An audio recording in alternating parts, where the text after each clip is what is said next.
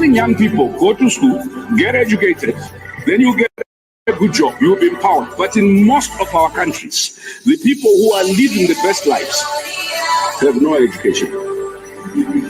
The people who are driving the best cars, no education. We have political cadres now occupying significant positions in government because they are loyal. Some of them are fantastically incompetent, but they are wonderful people. Unfortunately, wonderfulness does not cure the underdevelopment challenge. We have equated having things with being, so that those who have things are considered more human beings.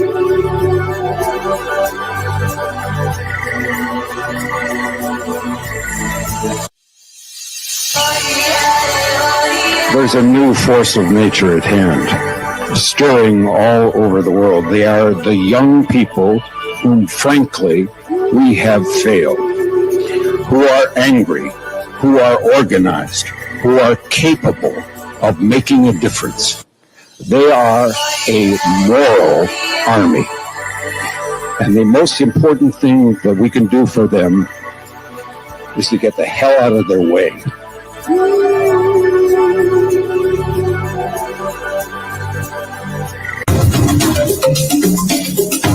Sisi vile vile sio wote ambao wanataka ugomvi kwa sababu ya ugomvi. Niwaambia nyinyi ni wajinga mkimpata Ruto. Mkadhani tunawadanganya. Jeti ya Ruto. Hii maisha ya Ruto ni stress na ni stress. Mungu wewe umetukosea.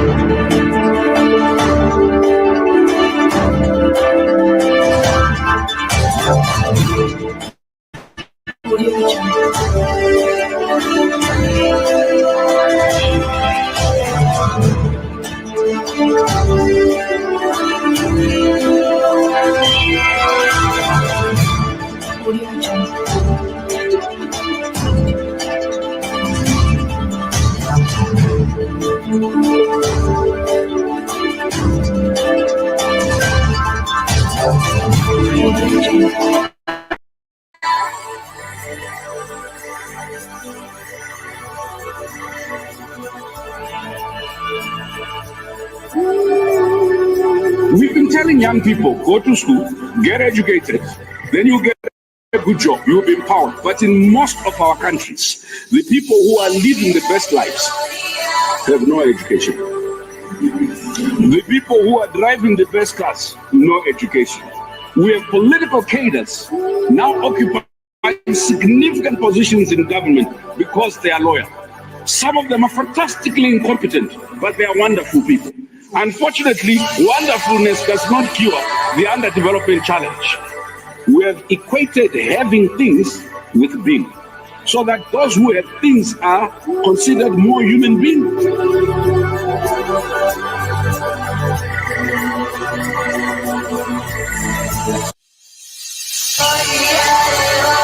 There's a new force of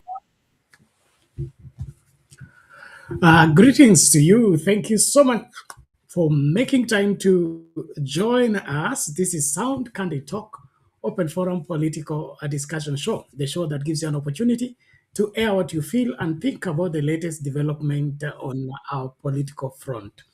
Well, today marked the 81st birthday of the legend Raila Odinga of blessed memory.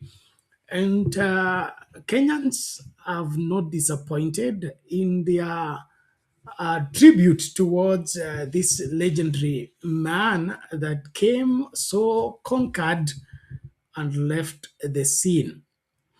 While that is going on, you are all aware of the wrangles raging in the biggest, greatest, oldest political party in our country, ODM, the party that was run by the late Raila Odinga. And today, the widow of Raila Odinga, Mama Ida Odinga, weighed into those rankles and called for a truce. We hope and pray that Mama's wisdom and counsel will prevail, and the party can be saved. Now, we'll be looking at the influence of Mama Ida Odinga on the ODM leadership and ODM membership as a whole. And then, of course, we must not forget that there was a stern warning given by William Ruto in Turkana, in West Pokot, I think as late as 2 days ago, about banditry and all manner of border wrangles, of course, cattle rustling and all that. And of course, he spoke tough. The people involved in the conflict seem to be responding to him. And as we speak, the peace has collapsed and conflicts are back in their place. We wonder now to kind of ask questions. I mean, is the Kenya Kwanza administration doing enough to secure those conflict-prone areas? Are they treating symptoms instead of getting to the root cause of what is the genesis of that said conflict? Now, these are some of the things that make our administration or as government officials leave our citizens wondering whether it's worth it to have a government or not. And why would the president, his minister for interior, and of course that entire system themselves go to the place, give empty talk, and of course immediately they are out of the place, hell breaks loose. What is not being done? What is being done wrongly? Are we willing to take the lesson and of course ensure that we correct what has gone wrong?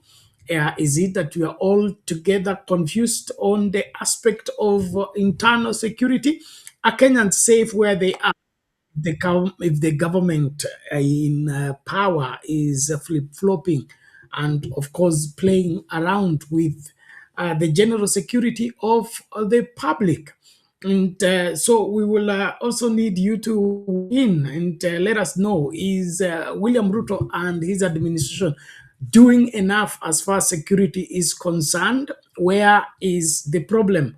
How come they speak and, of course, flag their toughness in the before, and of course showing off that they are in control, but no sooner do they leave the place than the lawbreakers show them that whatever you said is nothing and will go on with business as usual. And so are we getting it wrong as far as security is concerned, or these people who are law breaking are become so sophisticated that now the government has is trailing and not being able to contain them?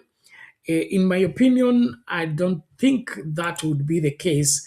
We are just, I would say, not serious about securing our country, especially in those conflicts areas. And one of the things that has come out is the conflict of interest. There are people who are making business out of the conflicts, and so they would the conflict, perpetuate the conflict, and ensure that the Ministry of Interior and other players are not able to arrest the situation so that business continues, which is a very sad reality that we are faced with as a people. We need to come to a place where, as a country, we take serious matters, the welfare of the people, the welfare of the people. There is too much of cutting deals and, of course, doing what profits me at the expense of the welfare of the country and the welfare of the people of this great country, which, in my opinion, is not. There's nothing celebratable about it. The money you make out of the blood of innocent people, will not profit you eventually. And nobody is here forever. Take out somebody's life, you're also on your way out. So why do that? Well, we'll be also analyzing that. So let's get down to getting out what happened during, what is at play with the Raila Odinga celebrations in today, and then of course that call by Mama Ida Odinga on the Truce, of course the ODM Wrangles, and it was a somber moment as the Nairobi parliamentarians joined the rest of the Odinga family and friends in celebrating the 81st birthday of the legend Raila Amolo Odinga. So let's get that video of Mama Ida first, and then we will weigh on other political matters. Karibu sana, karibisha mtu tupakinike pamoja. Asante wale ambao mnatujoin kwa TikTok, wale mnatujoin kwa Facebook na YouTube. Tuko live on all our channels, and we wish your contribution to be active in ensuring that we are doing the right thing the right way for the benefit of all Kenyans. Let's hear this out. Now, Nairobi Senator Edwin Sifuna has broken his silence on alleged moves to push him out of ODM as a Secretary General, while striking a conciliatory tone and signaling his willingness to engage rivals within the party. At the same time, the widow of the late ODM leader, Raila Odinga, that is Mama Ida Odinga, has for the first time publicly weighed in on the growing internal rifts within the party, urging feuding leaders to de-escalate tensions and resolve their differences through dialogue. David Mudoka reports. At a ceremony marking what would have been the late ODM leader Raila Odinga's 81st birthday, held at his Kerarapon home in Langata, Nairobi County, and organized by Nairobi legislators, the deepening cracks threatening the Orange Democratic Movement took center stage. The first to address the simmering crisis, which includes attempts to remove ODM Secretary General Edwin Sifuna, alongside allegations that some party officials are undermining ODM by working with external political forces, was Raila Odinga's widow, Ida Odinga. Raila ran ODM on principle of constant consultations and always referring to the people. It is my wish that we can preserve the party in his honor as a matter of service to our country. This marked Ida Odinga's first public intervention in ODM affairs since the death of her husband on October 15th last year, as she issued a firm appeal to warring factions whose standoff now threatens to split the party. Let us approach the problems of the party by always asking ourselves, what would Baba do under these circumstances? I'm sure Baba would tell us, let us sit down and talk. And I'm sure that's my wish, to sit down and talk our differences. Among those at the center of the unfolding power struggle is Nairobi Senator and ODM Secretary General Edwin Sifuna, who has been a vocal critic of any political arrangement between ODM and President William Ruto's UDA ahead of the next general election, a position that has ruffled senior party figures openly aligned to the broad-based partnership. The only reason sometimes it spills out, ma'am, because we are also human beings, you know. Sometimes mambo inachemkanga na Sifuna, however, dismissed claims that he's out to destabilize the party, maintaining that he remains committed to party unity and extending an olive branch to those he says are engineering his political isolation. It will not be me to wreck Mzee's party. It will not be Sifuna. I made that promise to Mzee, and I want to repeat it here. The advice that you've given, Mama, I want to tell you, there is no one in ODM. It doesn't matter how many times, how badly you've insulted me. There is no one in ODM I will not sit down with. The calls for restraint and dialogue by Ida Odinga and Sifuna were echoed by other ODM leaders present at the event. Kama tuna magombano yetu, tugombane ndani ya nyumba. Kila mtu ana maoni tofauti kwa chama ya kuzungumza, lakini tuzungumze ndani ya chama na ndani ya zile organs zetu za chama. Problems will always be there. Ups and downs will always be there. But Mama, thank you.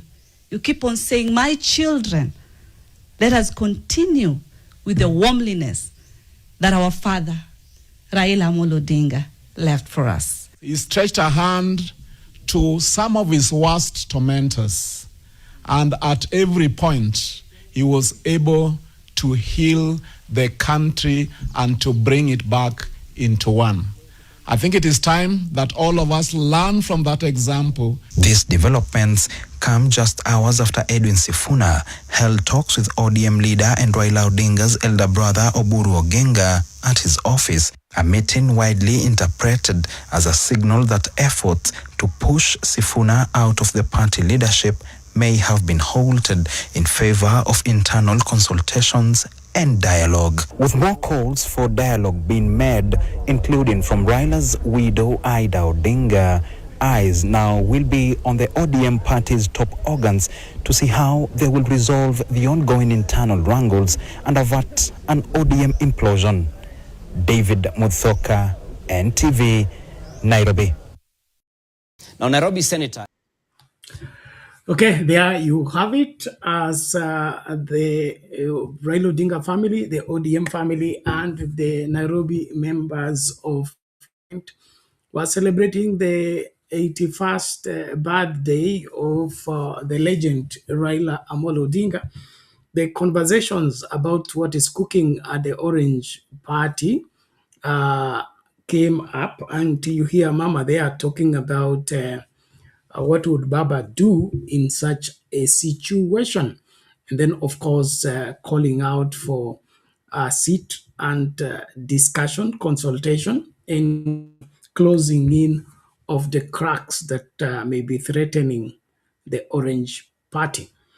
What is at play here is, number one, very strange by some of the broad-based government proponents in the ODM party. There is a post I laughed at posted by, I think it's a lie, calling the people who were what? He said the people who are not comfortable with the broad-based government should leave the Orange Party. So I was asking the question, is broad-based government ODM? Because if you say that the people who are not against the broad-based government should leave ODM, it simply implies that ODM is broad-based government and broad-based is ODM. But these are two different entities. And then, of course, the relationship between the ODM party and the broad-based administration, is that the main thing for the ODM party? Is that the reason why the ODM party exists? It exists to preserve the broad-based government. Because if the broad-based government is, its lifespan ends in 2027, okay? Meaning that agreement and the signed memorandum of understanding has an expiry date, and that expiry date is 2027. You, as the bona fide member or official of ODM, will you be fighting to preserve an agreement that expires in 2027, or will you be fighting to feed and enhance the timeless political party called ODM? And so, from the look of things, you can see the confusion created by the so-called broad-based government in disillusioning some of the people in order to think that the lifeline of the ODM party is the broad-based government. When you look at it closely, it's far from the truth. ODM has been here 20 years, was just celebrated the other day, without, leaning to the administration in order for them to excel. As a matter of fact, the lifeline of the ODM party is people, the Kenyan people who are loyal and committed to the values and principles and the agenda that has been pushed by this political party led by Raila Odinga all this time. There has been that aspect of Maisha Bora, chungwa moja Maisha Bora, the change move that Raila Odinga has stood for all this time was kind of something that has been internalized by the majority of the followers of the ODM party in hope that if ODM captures power, we'll have a new country. If ODM captures power, we'll have a leadership that cares for us, a leadership that secures our well-being. Now, these are the things that make ODM ODM. So if somebody now goes to eat at the neighbor's place, goes to, is invited in a party at the neighbor's place, do you now come and close your kitchen and say, this house will not cook again? We have found where to eat and we will always be there to eat. And anybody who wants to spoil our relationship with the other person who invited us to eat, that person must be kicked out of the house because he doesn't have the interest of this house at heart. That's how stupid it looks. All the people pushing that so and so should be kicked out of ODM because he's not supporting broad-based government. I mean, ODM is not broad-based government. And critical looking at the constituting of broad-based government. Number one, it was not even a discussed affair. Broad-based government is William Ruto's brainchild. It had no conferencing, it had no consultation. It was hatched and imagined and established by one person, William Ruto.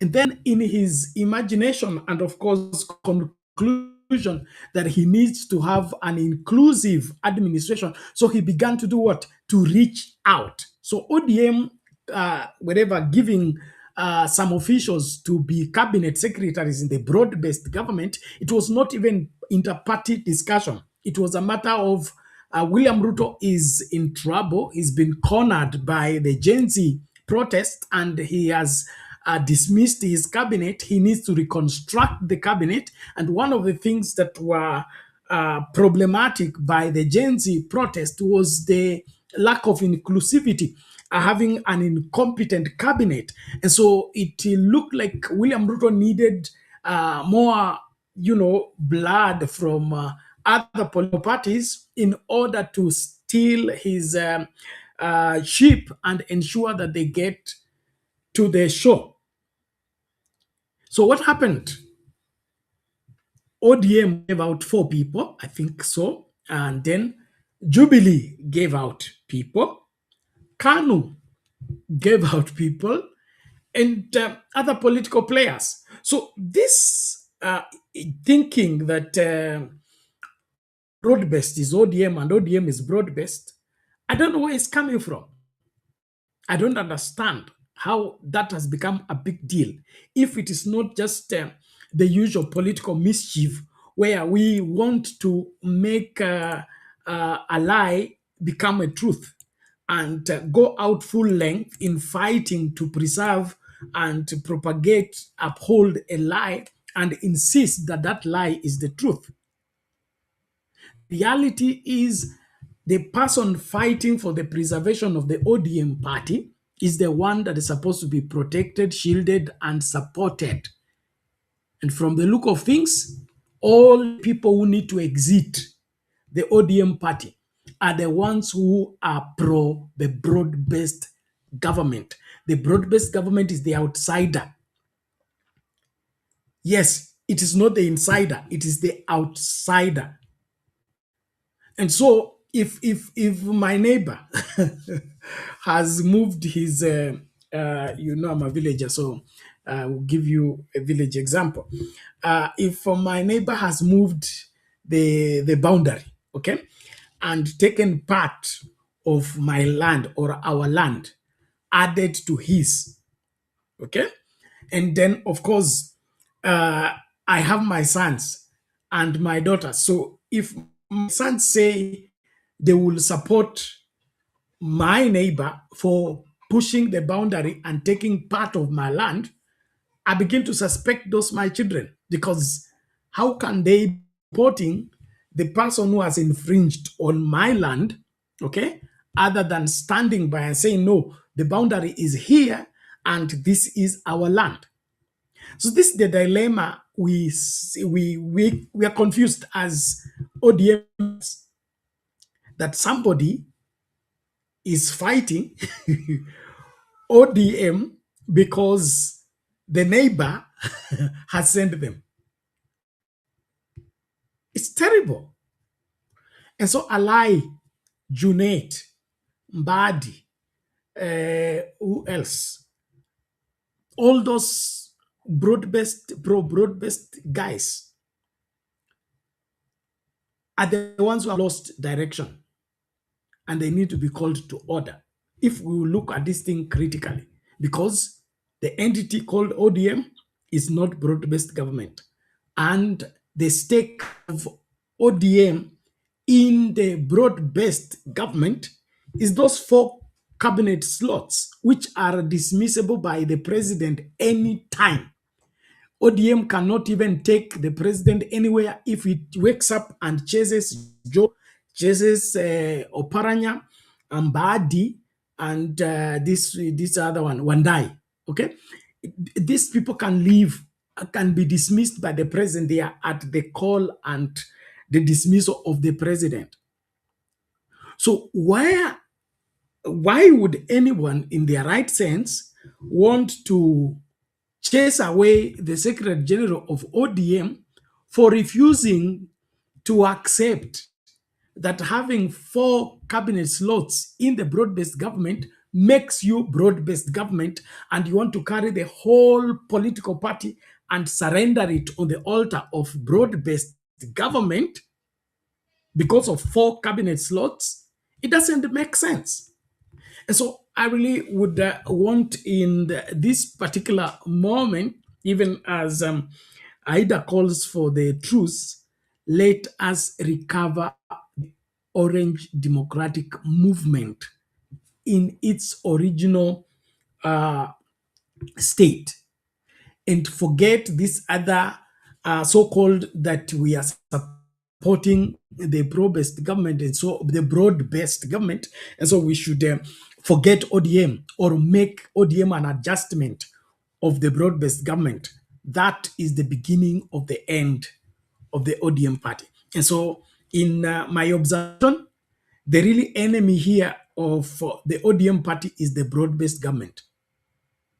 It is not Junaid, it is not Mbadi, it is not Sifuna. The really enemy of the broad-based of the ODM party is the broad-based government.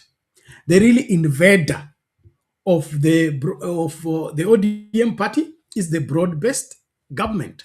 And so if we want to stop the wrangles and seize the contention in ODM, we should do like what the Bible says. The Bible says in Proverbs, says, cast out the telebearer and contention will cease. Cast out the telebearer and contention will cease. To stop the wrangles in the ODM party is kick out the broad-based government, because the person interfering with the operations and the structure of the ODM party is the relationship with broad-based government. So get rid of broad-based government interference in ODM and ODM will be okay. And the people who have been inoculated or immunized or seduced by the broad-based government until wakaingia box, hao ndio wanapaswa kukombolewa, kwa sababu hawaelewi kwamba ODM sio broad-based government. Sijui alitoa wapi hiyo kasumba ya kufikiria kwamba kwa sababu wana uhusiano wao na broad-based government now makes ODM a broad-based government political party. That's not true. And so ODM is bigger than the broad-based government. To keep facts as they are, ODM has long life than the broad-based government, and ODM has more control of the country than the broad-based government. And the reason why the broad-based government is interested in the ODM party is because ODM party is stronger than even the UDA party. And so we shouldn't sacrifice the ODM party for a broad-based government that will cease to be in 2027. Now, this is just the normal fact. What I'm saying is whether William Ruto wins the 2027 elections or rigs himself in office in 2027 election, the broad-based government arrangement ends in 2027. That is it. It ends there. And so you want to kill a political party that has been in existence for 20 years because of 2 years? And you tell me you're still thinking? You tell me still okay? There's something wrong with you. And so, in my opinion, let us find who is preserving ODM and who is ready to sell ODM. In my opinion, the broad-based government within ODM, that entire group should be called to order. They are the ones fighting for the opponent. They are the ones destroying their home and their house because they have been invited at their neighbor's place. They want to close their kitchen because there is a good party and good food at the neighbor's place. It doesn't make sense. So Robert Alai, Mbadi, Wandai, Abdul Nasir, and the other, Anga, Oburu, all of you that think that broad-based government is better than the ODM party, and we should fold the ODM party and join the broad-based government, you are the problem. You are the problem, and you need to fix yourselves. ODM is a darling today because somebody worked hard to keep it running, denied offers to kill it. Why are you betraying Baba in his death by wanting to kill his party? And then, of course, you become loud criers on matters that are obvious. So I agree with Mama Ida, let people talk. But in the talk, we shouldn't surrender the political party or accept to kill the political party. That is not the healthy way to go about salvaging the ODM party. Also, at play, we'll be playing the video later, is the aspect of who should control the party, who should be the party leader, who should be the deputy party leader, and things like that. That will also be sorted out by NDC and proper elections. The appointment system, which Baba used a lot, which is called negotiated democracy, may not work at this point in time without a strong leader at the helm. Baba was strong and well accommodating, and of course, with the vast experience of steering the ship of ODM all these years, he knew how to go about those appointments.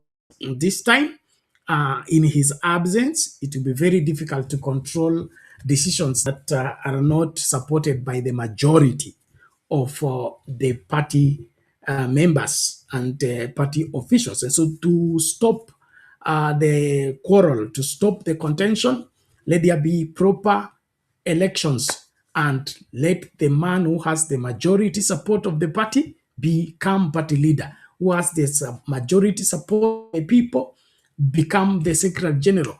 And all this will end.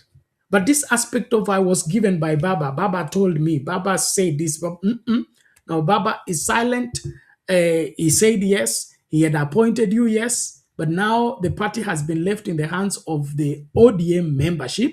Let the ODM membership decide who leads them, who fights for them, and of course makes the decisions of the future of the party. That is my little sense on the same matter. Let's just conclude on that as Mama Ida sheds her wisdom on the matter, and she says we should deal with everything in ODM in the spectacle or in the eye of Raila Amolo Odinga. What would Baba do? Kwamba seneta wa Nairobi Edwin Sifuna hatimaye amevunja kimya kuhusu njama ya kumtimua kama katibu mkuu wa ODM.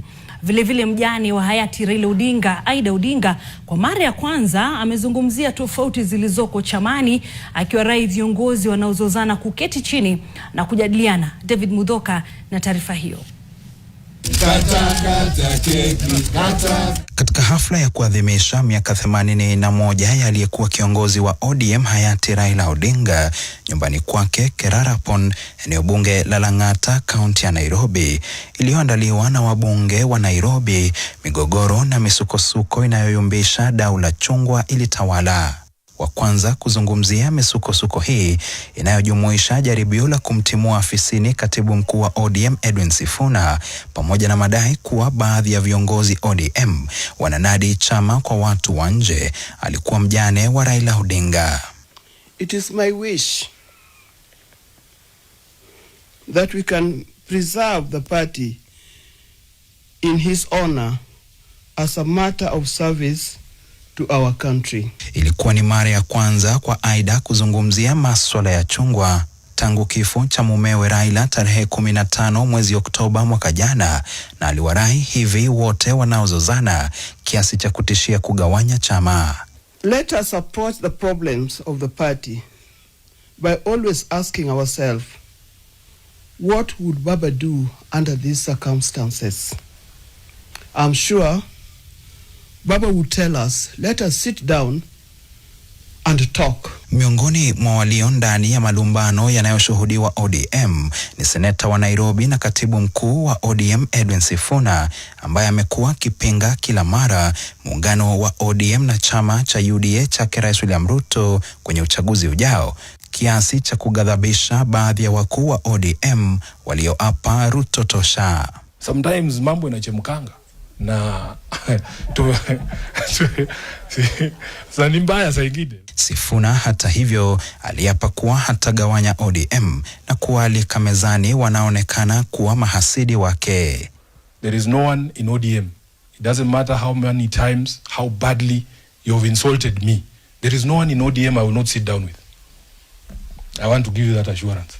You have asked us to sit and talk. I am very prepared. It will not be me to wreck Mzee's party. It will not be Sifuna. I made that promise to Mzee and I want to repeat it here. Kama tuna magombano yetu, tugombane ndani ya nyumba.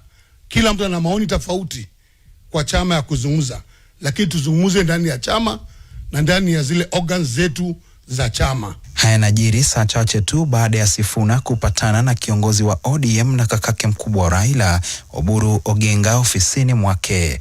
Huku wito wa majadiliano na amani ukizidi kutolewa hata na mjane wa Raila Odinga Aida, macho yote sasa ni kwa uongozi wa ODM kuona jinsi utakavyotatua misukosuko ndani ya chama hicho na kuzuia chungwa kupasuka. David Muthoka, NTV, Nairobi. Okay, let me also weigh on this matter of kufukuza Sifuna.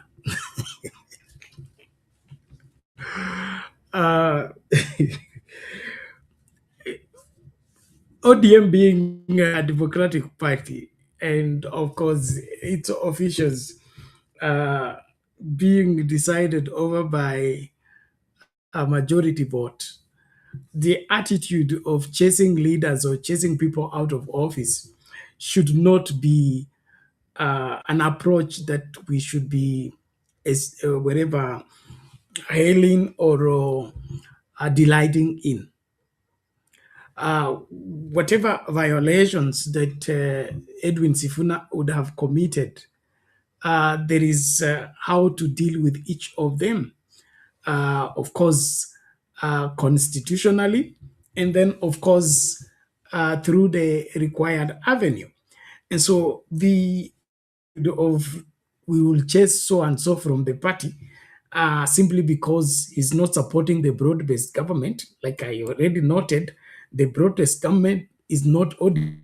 ODM is very much different from the broad-based government, and you can't use that as an excuse of sending away somebody who has the custody, who has in his custody the instruments of the party.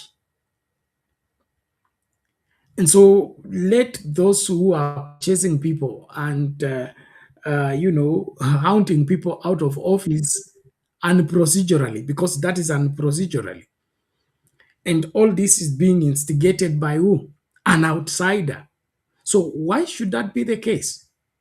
The Orange Party has been rescued several times. The interest to rake and destroy or buy the ODM party has not begun with Junet, Wanga, and Sifuna. It has been with us all along. One of the things that drove away Ababu Namwamba, former Secretary General of the ODM party, was the approach to sell the party. And the buyers have always been here. And so it beats all understanding. You remember the men in black all came in to rescue the party because the outside forces wanted to take over the party and run the affairs of the party. And in the words of the late Senator of Homa Bay, Otieno Kajwang, says fidelity, faithfulness and to the party must be number one consideration on who leads the party. Say, if we suspect you that you are going out with our opponent, we will not allow you to hold any seat in this party. I think that should be the litmus test. Who wants us to go and sleep elsewhere other than in our home called ODM? That's the person who should be kicked out. And so if somebody now says that you have refused to work with the broad-based government, we should kick you out of the party, yeah, it's not adding up. Mnisaidie hata kama mimi nimechanganyikiwa. Utafukuza mtoto ila anapigana kulinda boma, ama yule ambaye anataka kubeba vitu aende kwa jirani kwa sababu aliambiwa huko kwa jirani ni kuzuri na huko kwa jirani kuna chakula kizuri, kwa hivyo hakuna haja ya sisi kulinda boma letu, hakuna haja ya sisi kulinda jikoni yetu. So hapa kuchanganyikiwa kwa hawa viongozi wa ODM ni ile hali ya kuchagua kuchanganyikiwa, kwa sababu the priority is in the preserving of the party and not kicking away the people who are fighting to preserve the party because somebody has given you an offer of if you accept to support me in 2027, I will support you in 2032. Who cares about 2032? We want to be alive to get to 2027. 2032 will take care of itself. Nashukuru sana wote ambao mnajiunga nasi. Tafadhali tumakinike na tukaribishane tunapoendelea na mchakato huu. Nimemuona Msimamo, naomba nimkaribishe naye angamue mawili matatu kwa hili kabla tubadilishe gia.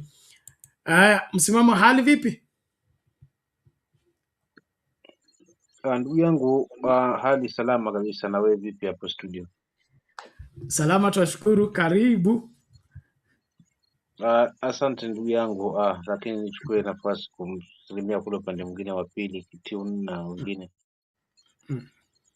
na pia wale wafuasi wengi ambao wanatufuatilia. Naam kaka, sasa nianzie wapi? Maana ni mengi.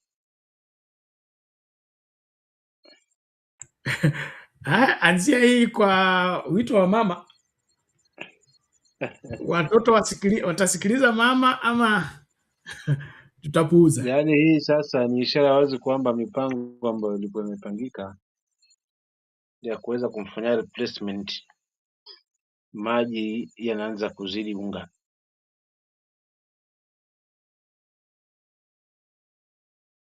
Hii wacha tumpe ile dama, maji yanazidi unga. Na huu utani uliofanyika wakati wa kumsindikiza ama kumpumzisha baba, kwamba wewe usiongee mambo yangu, Sifuna, wewe usiongee mambo yangu, kwa maana naweza ongea nikafanya mambo hapo nikakutia adabu. Sasa kila ilivyo adabu ndio hii, lakini inaonekana sasa inaelekea kugonga mwamba, kwa sababu ilipoelekezwa ni kwa mti mkavu na hauchimbwi dawa.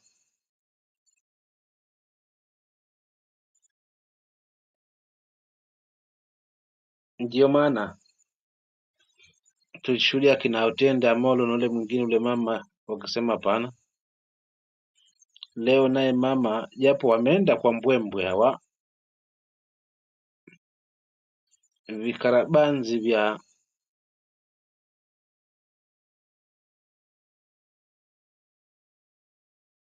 mlengwa lakini havijakuwa na mashiko, kwa sababu mama ameweka maneno yake mafupi tu.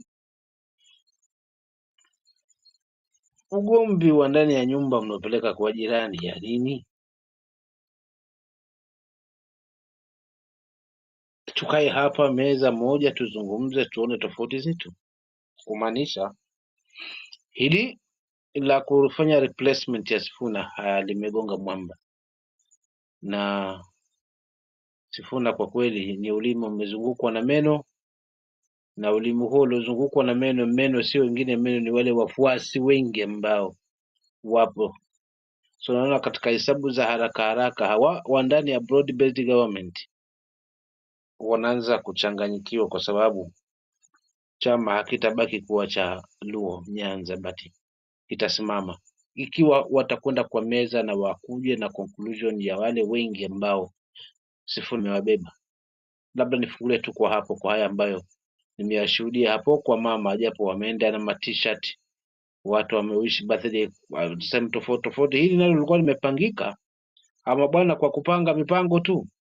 Number 1, kwa sababu hata kwetu pwani huku nimeona shangwe, fijo, nderemo, hata wengine wakisema wa pwani, naomba this time around wa pwani. Mtu anazungumza, si msemaji wa pwani, mtu anazungumza, anaona labda pengine huo tutakuja kuunga mkono, maana baba alituambia kwamba Joho anatosha, kwa hivyo Joho tutamweka 2032.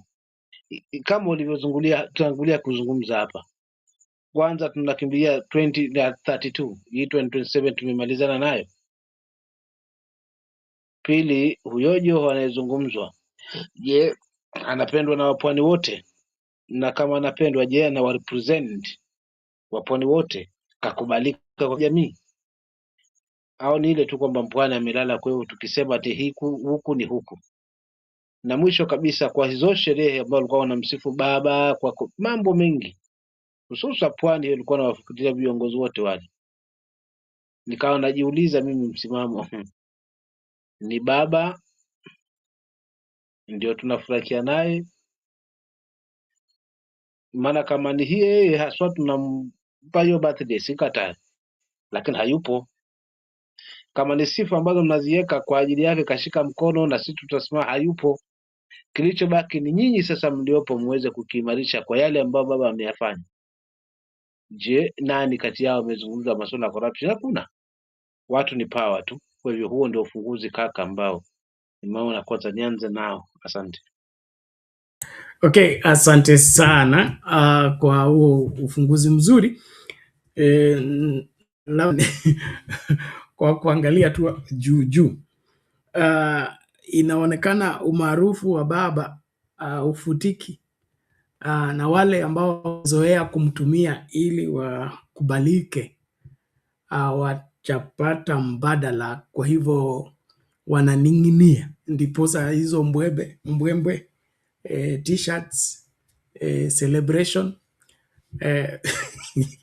inaonekana mizizi na umahiri wa baba hakuna kule unakokwenda, haswa kwa masuala ya kisiasa. So hizi picha zote na mwembe zote na baba alisema, inamaanisha hatujafika mahali ambapo Ruto amesema. Kiukweli ni kwamba urafiki huu na ukoba huu unatia mashaka, maana una utashi mwingi, kama si kwa mpira basi kutatafutana na lolote, ili mradi tu hawa wanao inadi ODM kimbelembele, lakini wakati ule kikiumana si kuwaona. Nashangaa kwa hilo. Kwa hiyo kwa dalili zote zilikuwa zimefikisha wakati kwamba Edwin Sifuna alikuwa ni hii wiki hiyo ndio ilikuwa na nini ahadi, na ungekamilika huo basi Ruto angefaulu, lakini yuko kizungumkuti, kwa sababu kila wanajaribu kuiuza broad based government na uingiliano wa ODM na UDA kwa kweli uko mbali, kwa sababu unakosa mashiko kule chini kwa mwananchi. So it's like ni hawa viongozi ambao wako close na hiyo broad based government, kwa sababu wanaona kile ambacho kina faida kwao, unaona, so kinakuwa hakina mashiko kwa sababu hakipo kwa mwananchi. Kwa sababu hakipo kwa mwananchi, huyu bwana you are lose by all means. Piga huo hata kuje na nini, lakini ana lose, kwa sababu mwananchi bado yuko pale pale, anahitaji kuona taifa ambalo wakati huu mwezi huu wa kwanza baada ya shamra za masikukuu, basi akute kwamba elimu ni bure na imerahisishwa, kazi yake ni uniforms na vitabu na kula kwa mtoto, lakini si hiyo chumbi ya school fees ambazo zipo na hajui ataanzia wapi, kwa sababu hali ya kimaisha na hela imekuwa ni ngumu kupatikana. So katika hiyo hali mwananchi si kwamba atadaiwa tu, wala sisi tumepewa position hii.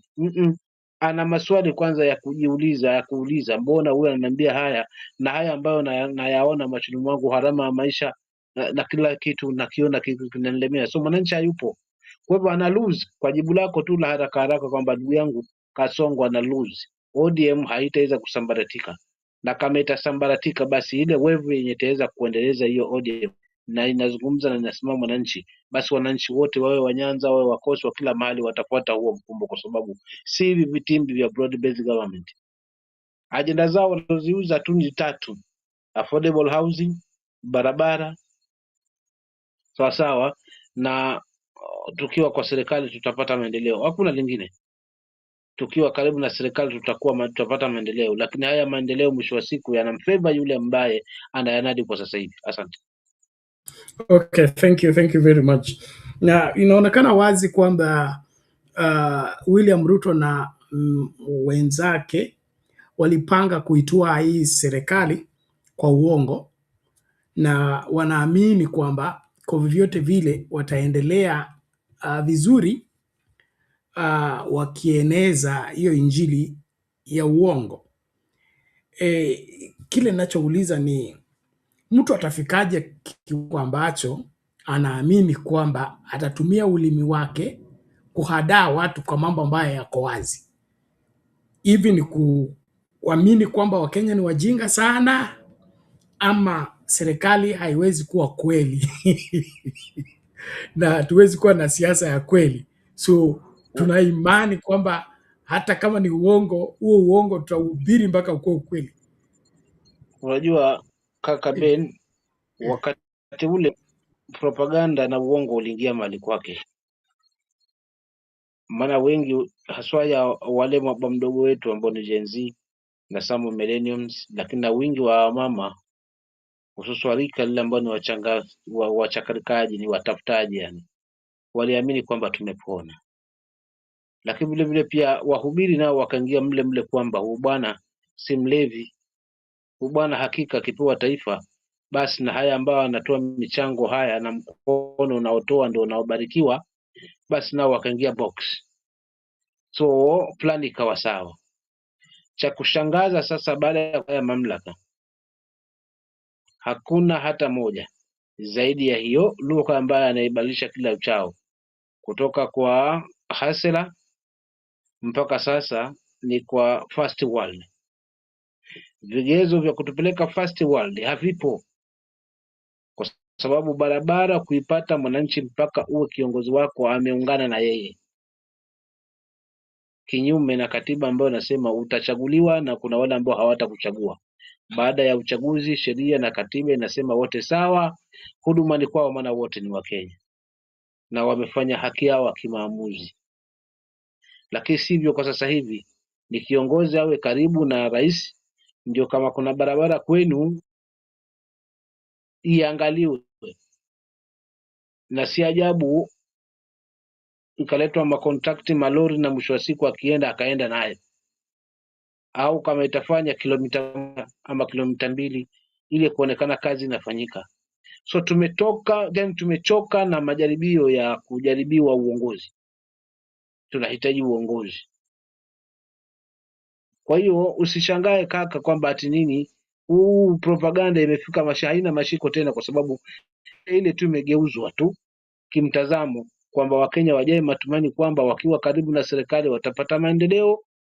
Wana akija amekuja nazo zote, lakini vile vile pia waamini kwamba wanapelekwa taifa ambalo litakuwa lina usawa, taifa ambalo litakuwa limepanda chati, kwa sababu yani tumefika Singapore. Singapore ya mdomo peke yake. Ndio ile siku kwambia kaka, kuna Singapore ambayo tunaambia tuende jamani, kwa ndege ama kwa miguu, na bila shaka ni kwa miguu, na siyo kama tunaenda kwa miguu tutafika lini. Asante kaka Ben. Asante sana Msimamo, tumeweka vizuri hapo, na bado lile linalonishangaza ni unajua, wakati umenaswa ulikuwa utumie ujanja fulani kwa maneno yako upate kitu fulani, alafu ukanaswa kwa maneno yako. Kama we ni mtu sahihi, si unajirudia useme okay, sawa, nilikuwa nimesema uongo, lakini naomba sasa mnisamee, kuanzia leo nitasema ukweli.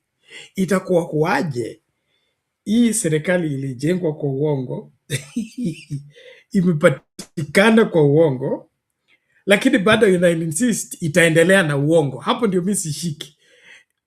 Kujirudi kusema hapana, now that we've been using the government wrongly and the promises wrongly, can't we just change and now become truthful just for once? Mbona tuliingia kwa serikali kutumia uongo 2022 na bado tuna insist kutumia huo uongo kuingia kwa serikali 2027? Hakuna njia nyingine mbadala ya kufanya siasa? Kaka Ben, unajua ni mtu ni mhubiri. Kila ilivyo, ili usamehewe dhambi, kwanza lazima uikiri, right? Kisha ukiikiri usirudi tena kwa hiyo dhambi. Umesamehewa. Kuna dhambi hata kama ni nyekundu namna gani, mbele ya Mwenyezi Mungu inasafishwa, na tukiongozwa na Yesu wetu Kristo inasafishwa na ikawa nyeupe kama pamba. Lakini si ukiri kwanza. Sasa tujiulize, huu uongo ataukiri wapi? Na huo uongo ameutia katika hayo madhabahu, si uopi. Utachukuaje milioni 5 uweke kwa kanisa, wakati watoto hapa kuna wazazi hawajui wataanzia wapi kupeleka watoto wao shule, na umepeleka pale kwamba kuchukua matumaini na watu waamini wewe ni mmoja wao kwa wanakondoo. So kuibadilisha tabia ya mtu ni ngumu kaka.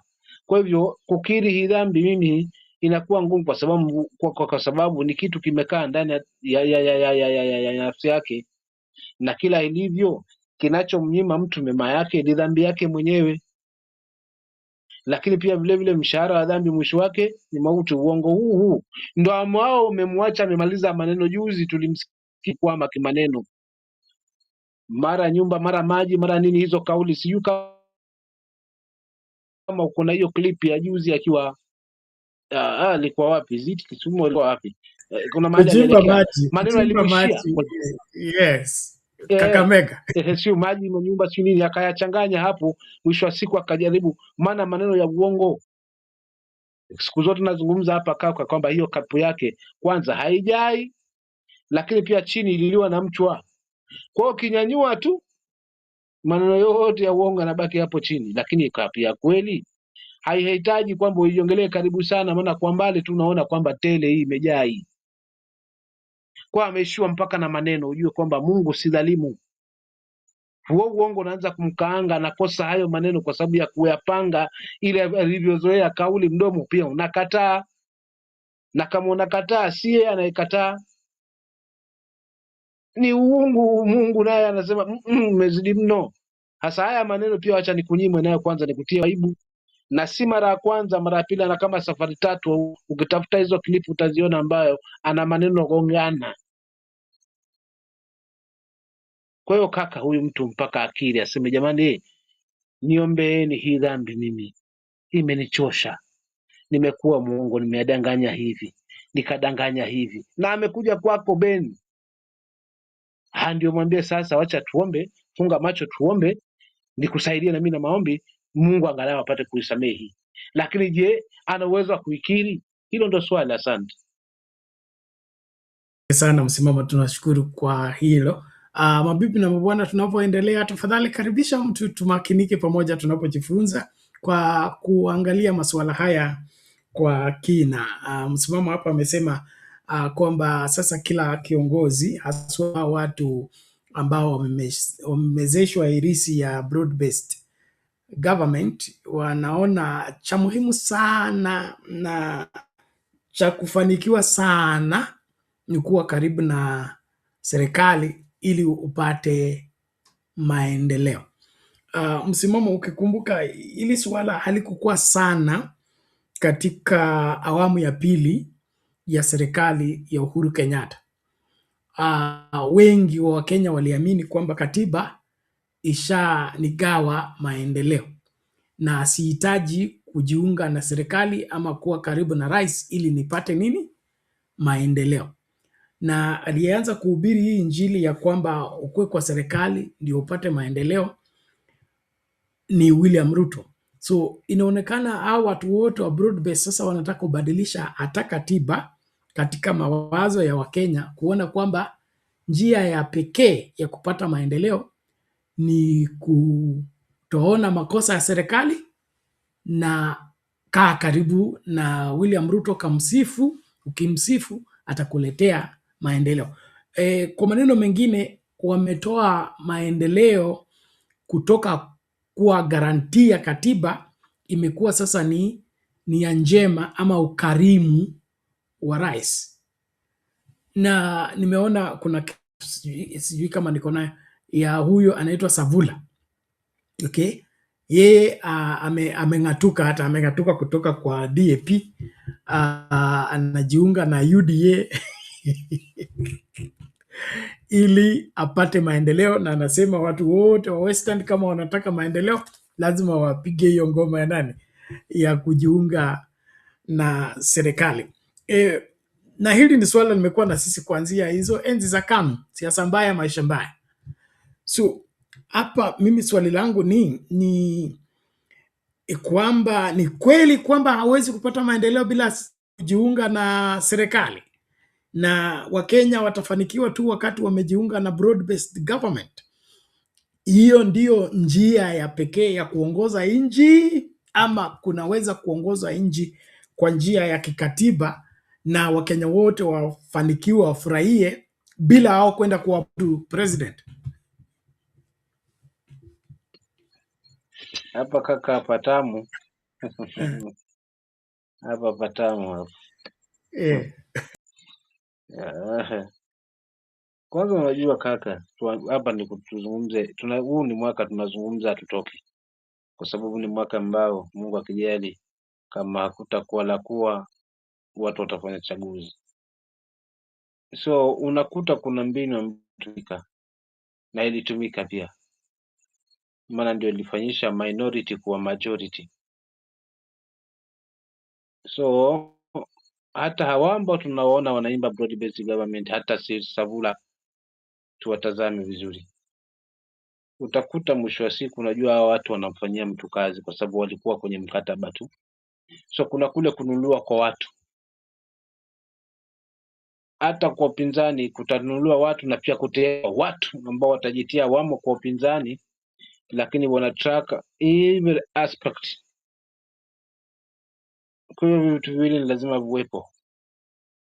Na tatu kabisa, hizi ni kelele tu anapiga, anaonekana kwamba alianza kampeni na Wakenya walimkubali na viongozi wao mashinani walikubali, kwa sababu anaangaliwa, wewe bwana, nataka usimamie mahali fulani. Mfano tu huo ni vyenye nafikiria mimi, watu wasinukuu vibaya kwamba ndio aliyopo, lakini mimi bwana, wewe nataka usimame hapa, shida yako ni nini? Njaa tunaimaliza namna hii. Ukitazama ni mara ya kwanza hujawahi kuona haswa chakula hicho cha State House kwa kiasi hicho, unaanza haraka kushawishika. So ukirudi kwa wananchi wako unawapoza sasa, kuambia jamani, lazima turudi kwa maendeleo. Kwanza ni kuikatili na kuidhulumu katiba. Kaka, viongozi hawatendei haki katiba.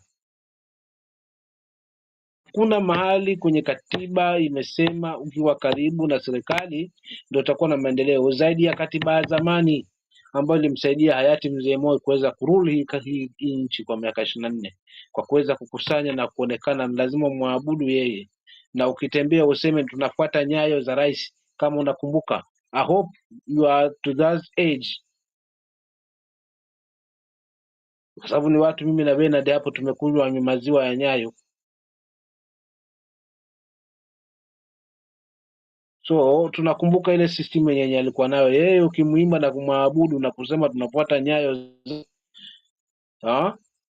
na pia ukisifu chama KANU KANU yajenga nchi. If you remember those songs za kuiabudu KANU, wakati huo ikawa imezimenyamazisha vyama vingine vyote. Tunaona KANU na mwenye KANU kwamba wao ndio wenye maendeleo, lakini katiba tulionayo ingatuliwa, imetengenezwa ni wapi maendeleo yanaweza mfikia haswa mlengo ambaye ni mwananchi, ili apate kufaidi na kujivunia kwamba yuko katika taifa ambalo lina katiba bora zaidi katika bara haswa la Afrika. Lakini je, waendelezaji wa hii katiba na akina nani? Sasa hivi ni wale walioipinga ndio walionao mikononi. Jamani, tujiulize maswali, hawa wataifuata ama wataifanya kuwa pilo? Kwa hiyo imefanywa kuwa pilo, maana tudia haya maneno kwa macho yetu. Tangu lini mawaziri wapige kampeni? Umeulizwa tu swali zuri hapa kwamba serikali ya Uhuru haikuwa hivi, kulikuwa na hivi na hivi, lakini hiyo na hivi na hivi ni kwa sababu hata CSs wenyewe walikuwa si wanasiasa. Ndio maana hata hivi sasa hivi Matiang'i tunampa kibarua kwa sababu haikuwa hulka yake. He was an expert ambaye ameletwa kwa ajili kwa mawaziri kwa wanapewa haswa katiba na ule mwongozo wa katiba kwamba wawe nje na siasa, waje kwa ajili hiyo. Mambo alikwenda vizuri, lakini tujiulize mawaziri wote ambao wameletwa hapa wote ni urafiki, kwa sababu shwa siku ndo wao wa kwanza wanaenda kwa wananchi wao wakisema tunashukuru for the first time na sisi tumeweza kupata waziri Kwale wa blue economy. Kwa hivyo sisi we are part and parcel of government because of one individual. Yeye anakula mshahara, lakini ukuta aliojifunika kwao na kuziba ni sisi wananchi. Hapo ndo tuna fail, kaka yangu Ben, na ndio maana hii ina fail kwa sababu katiba si muhimu. Sasa hii unakuta siasa anaingia kwa siasa direct. Tumeona Wandai mara ngapi? Tumeona Mbadi akilia haswa mara ngapi akilalamika? Those are CSS. Na tuliona the likes kina Duale na kina Murumesa hivi ndio tuliatulia tu. So they are there to ni kusecure na kuweza kutetea kile ambacho kinafanyika cha serikali, na yoyote anayekwenda kinyume wao ndio wa kwanza kupiga kelele. Unakuta wametoka sasa vile vibaraka vikizungumza, utakuta wengine wametimuka kwenye media kama vile TV47, kwenye KTN, kwenye wapi, kwenye Citizen, lakini kuna ile fungu lingine nalo, yani tumechanganywa kabisa maboya haswa na hawa jamaa. Lakini katiba hawana haja nayo, kwa sababu katiba yetu inatueleza kwamba maendeleo ya mwananchi ni lazima kwa yote yule. Na ndio maana kuna huu ugatuzi ili kurahisisha mwananchi apate haya maendeleo. Iweje leo katiba hiyo hiyo na direct vizuri inaotimua hata huo ugatuzi? Sasa ni kwamba ni mtu mmoja akusanye ndio apange, kwa sababu ukimchekea na ukiwa karibu na ukimsikiza ya kwake ndio atakwambia sasa tunakujengea hii na sasa tutakupa nafasi hii ya kazi, maana wewe naona ni mwenzetu aje. Asante. Asante sana. Msimamo hapo umegonga ndipo, na Wakenya naomba tujitahidi kuangalia haya masuala kwa kina ili tuelewe ni kipi cha sahihi, ni kipi ni cha kupotoka. Inaonekana ni wazi hapa wale wanasiasa wametumia hii mbinu ya kusema sisi tukiwa kwa serikali ama tukiwa karibu na serikali tutapata maendeleo. Ni slogan tu ya kutumia kuhadaa Wakenya. Ukweli ni kwamba hauhitaji kusupport serikali ama kuingiana na serikali ndio upate maendeleo. Hiyo ni uongo.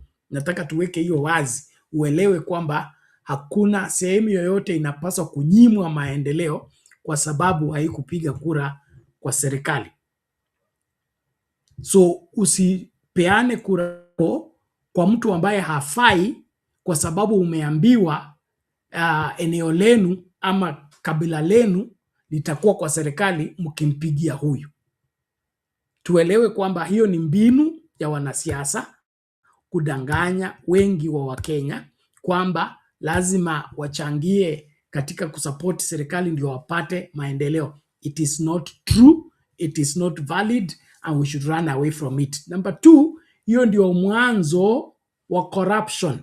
Okay? Kwa sababu tunang'ang'ania nini? Serikali ili mtu wetu apate. Na akishapata inakuwa this is our turn to eat. So badala wewe uingie kwa ofisi ufanye kazi uhudumie Wakenya, unasema pana, hii ni awamu yangu ya kukula, wacha mimi nile kwanza. Ngojeni 2032 ninyi pia mtapata awamu yenu mkule. Sasa hivi ni yetu sisi. So kama tutapiga vita dhidi ya ufisadi, lazima tuanze hapa na hii ufisadi wa kuhadaliwa wakati wa kupiga kura. Kudanganya watu wazi kwamba bila kujiunga na serikali huwezi pata maendeleo. It is an open lie that politicians are using every day with, in broad daylight to deceive the majority of Kenyans.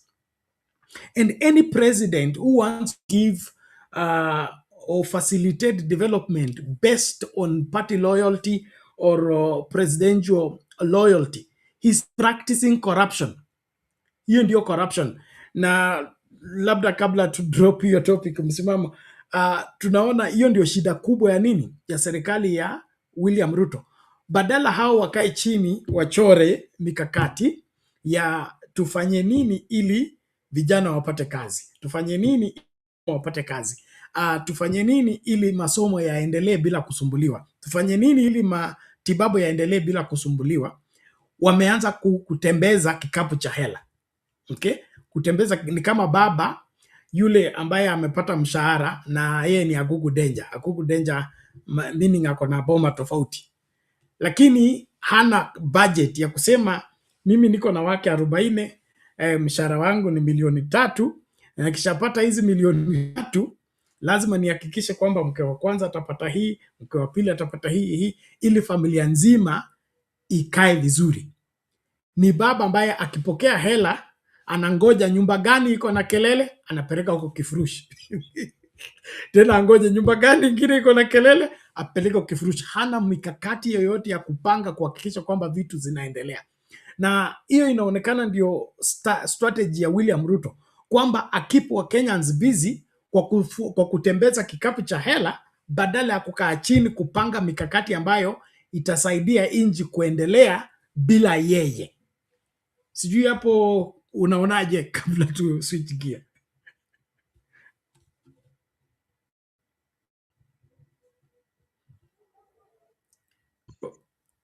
Kaka Ben, kabla tu kwa haraka kabla ni hapa jamaa sawa. Tuonane kesho. Pole. Ladies and gentlemen, thank you so much for being part of the conversation on Sound Candy Talk. We trust you're learning one thing or another. And like I said, it appears William Ruto's way of running the Kenyan government is from crisis to crisis other than by design.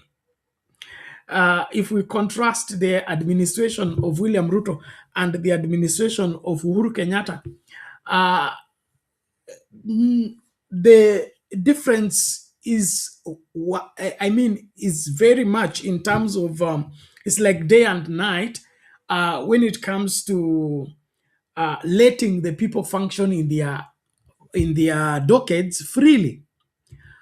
Especially the second term of Uhuru Kenyatta. You saw education. The Minister for Education was forthright about his docket and pushing things to work in his department. Interior, the same. You saw the way Mutahi Kagwe handled the COVID-19 issue and the health docket and coordination with other ministries that are concerned about the situation. It wasn't Uhuru Kenyatta giving a briefing on COVID-19 every day. It wasn't Uhuru Kenyatta giving account of this and that. And so we not only see that William Ruto is a micromanager, but in his micromanagement, it's not in even finding a lasting solution to the problem.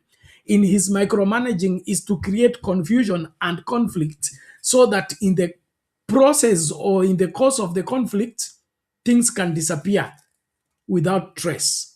To me, it's very disappointing. And with all that mismanagement, he still insists he wants to stay in office. And that's why Kenyans need to make up their mind. Do they want to live from crisis to crisis or get a leadership that is going to run the country by design, where you will graduate knowing that there is a job by design, where you will go to the hospital knowing that you get a competent doctor and you will be wherever treated rightly and of course given right drugs. So we need to get our systems working, not wait for president. When will president visit? When will he come for empowerment? When will he come for youth empowerment, women empowerment, and all that? All those programs are unnecessary. We need a working government. The working government taxes their brains by ensuring that they lay and roll out policies that will affect the entire country positively without even any input or any supervision by the president. And the best way to be in office, or rather to be a leader, is make yourself irrelevant. Make yourself irrelevant by ensuring that things are working with or without you. But this one for William Ruto, he has to be in everything and everywhere, is the main problem. So let's sort that out and not pretend about it. So ukue mtu wa 2 term, 1 term, 3 term, first term, second term, let's seriously consider this. We are in a mess because somebody's messing this country by destroying institutions and ensuring that constitutional offices are not functional. Why? Because he likes to be given attention and he wants to be worshipped. And so he has to keep the praise and worship services going on since make him feel happy or whatever it is. It is time for the country to be taken back to the right leadership. Now, we are still with the Orange Party. Let's look at the aspect of those who want to... let's look at the demand of the coastal people of ODM first, and then we'll look at who wants Sifuna out and why. Now, a section of leaders from the coast region are threatening to take over leadership of the Orange Democratic Movement Party, that's ODM, if mining Cabinet Secretary Hassan Joho is not elevated to replace Senator Oburu Oginga as party leader. The leaders are also pushing for coastal unity under CS Joho, demanding a deputy president slot in 2027 as they seek to secure a stronger national political footing for the region. NTV's Kevin Mutai reports that the leaders have warned they are ready to walk away and form a coastal political outfit ahead of the 2027 general election if their demands are ignored. It was during the late Raila Odinga's 81st birthday celebrations in Kilifi County where political leaders from the coast region declared their political stand in honor of his legacy. Former Gender Cabinet Secretary Aisha Jumwa demanded that mining CS Hassan Joho assumes the leadership role of the Orange Party, asking the leaders from the region to be ready to ditch the party and chart a different political direction ahead of the 2027 polls. Ikiwa chama cha ODM hakitapewa Ali Hassan Joho, sisi wa Coast, we have to champion another political pathway. Na hatutaogopa ikiwa hawatampea Ali Hassan Joho. Mimi nakwambia Hassani, usiogope. Usiogope. You have everything that it takes for you to be a party leader of a party in this country. Fight for your space in the ODM. Baba alikuachia. Baba yuko nawe. Fight for your space. They should not intimidate you. They are dissatisfied with the current affairs of the ODM party, demanding that they must be heard. Baba alitufunza ya kwa tusikize maoni ya kila mmoja. Lakini pia wenzetu lazima wafungue masikio wasikie maoni yetu. Na leo tutawaambia maoni yetu sisi ya wapwani ni yapi. Malizana hiyo akishindikana tuchukue chama na sisi hatutafanya A na B, tutachukua hiyo original. Hata kwa kama ile ya Kalonzo ya nusu chungwa na nusu, tutachukua hiyo original. Manake tuko na shares hata sisi kubwa kwa hiyo chama. This region called the coastal region had a strong bond and partnership with one Raila Amolo Odinga. We are ODM and ODM is us. Sasa wale ambao walisema Sanjo akichukua watakuja ODM wajipange. The leaders have also expressed the desire for the deputy president position in 2027 general election so as to guarantee their support as a voting bloc for President William Ruto in his second stab at the presidency. Irreducible minimum yetu ni deputy president, sio mambo ya 2032, 2027. ODM tukikubaliana na William Samoei Ruto, sisi tunasema deputy president atoke Pwani. Liwe lisiwe, kama ni nguvu wacha iwe, kama ni mbaya wacha mbaya. Ali Hassan Joho ni lazima akae katika mazungumzo yale. Raila Amolo Odinga alikuwa tuna mahaba na yeye, anatuelewa na sisi tunamuelewa, anatupa na sisi tunampatia. Na sasa alivyofariki hatuwezi kurithiwa na mtu yeyote. Imani yetu haiwezi kurithiwa na mtu yeyote. William Samoei Ruto zake ni tambili bila break. Tumekubaliana. Tumekubali.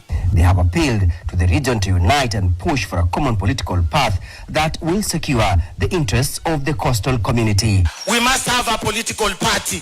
And a political party ni vile vyama ambavyo viko hapa Ali Hassan Joho Pwani yote vilete pamoja, na ukivileta pamoja nyinyi mtatuambia ni gani. Kama ni pa, mimi niko hapo tayari. Kevin Mutai, NTV from Kilifi County.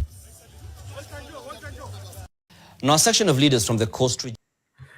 Ngoma ndio hiyo au nio wanapwani, na umemwona hapo tukianza na huyo Jumwa anadai kwamba chama kiwe cha Coastal Region na kiongozwe na Ali Hassan Joho. Kama ODM haitapeanwa kwa Ali Hassan Joho, wako tayari kuondoka wakajenge nyumba yao. Na kwanza tu huyo mhubiri wa ama ODM ifanye hiki ama kile ni Jumwa. Jumwa huyo alikuwa ODM, akahama ODM, akaenda UDA. Sasa hivi ameingia PA.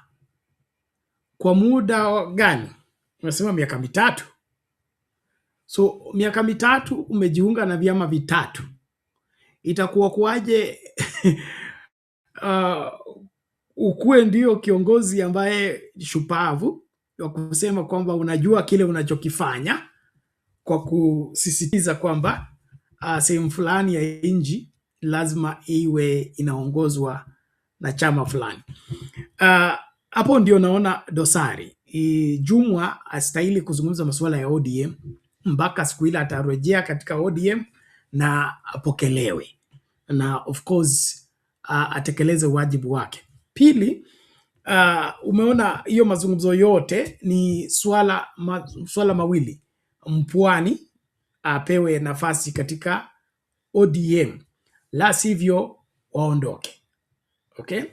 Tena hapo tulete vyama vyote vya pwani pamoja ili tumhakikishe kwamba Ali Hassan Joho ndiye anaviongoza, alafu naye agombee urais ama afanywe deputy president.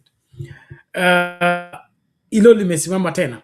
Yani ukamsikiliza hapo huyu Nasiri naye akisema vivyo hivyo kwamba wao wako na nini, maoni yao ni kwamba wakati umefika mpwani afanye nini, apewe uongozi.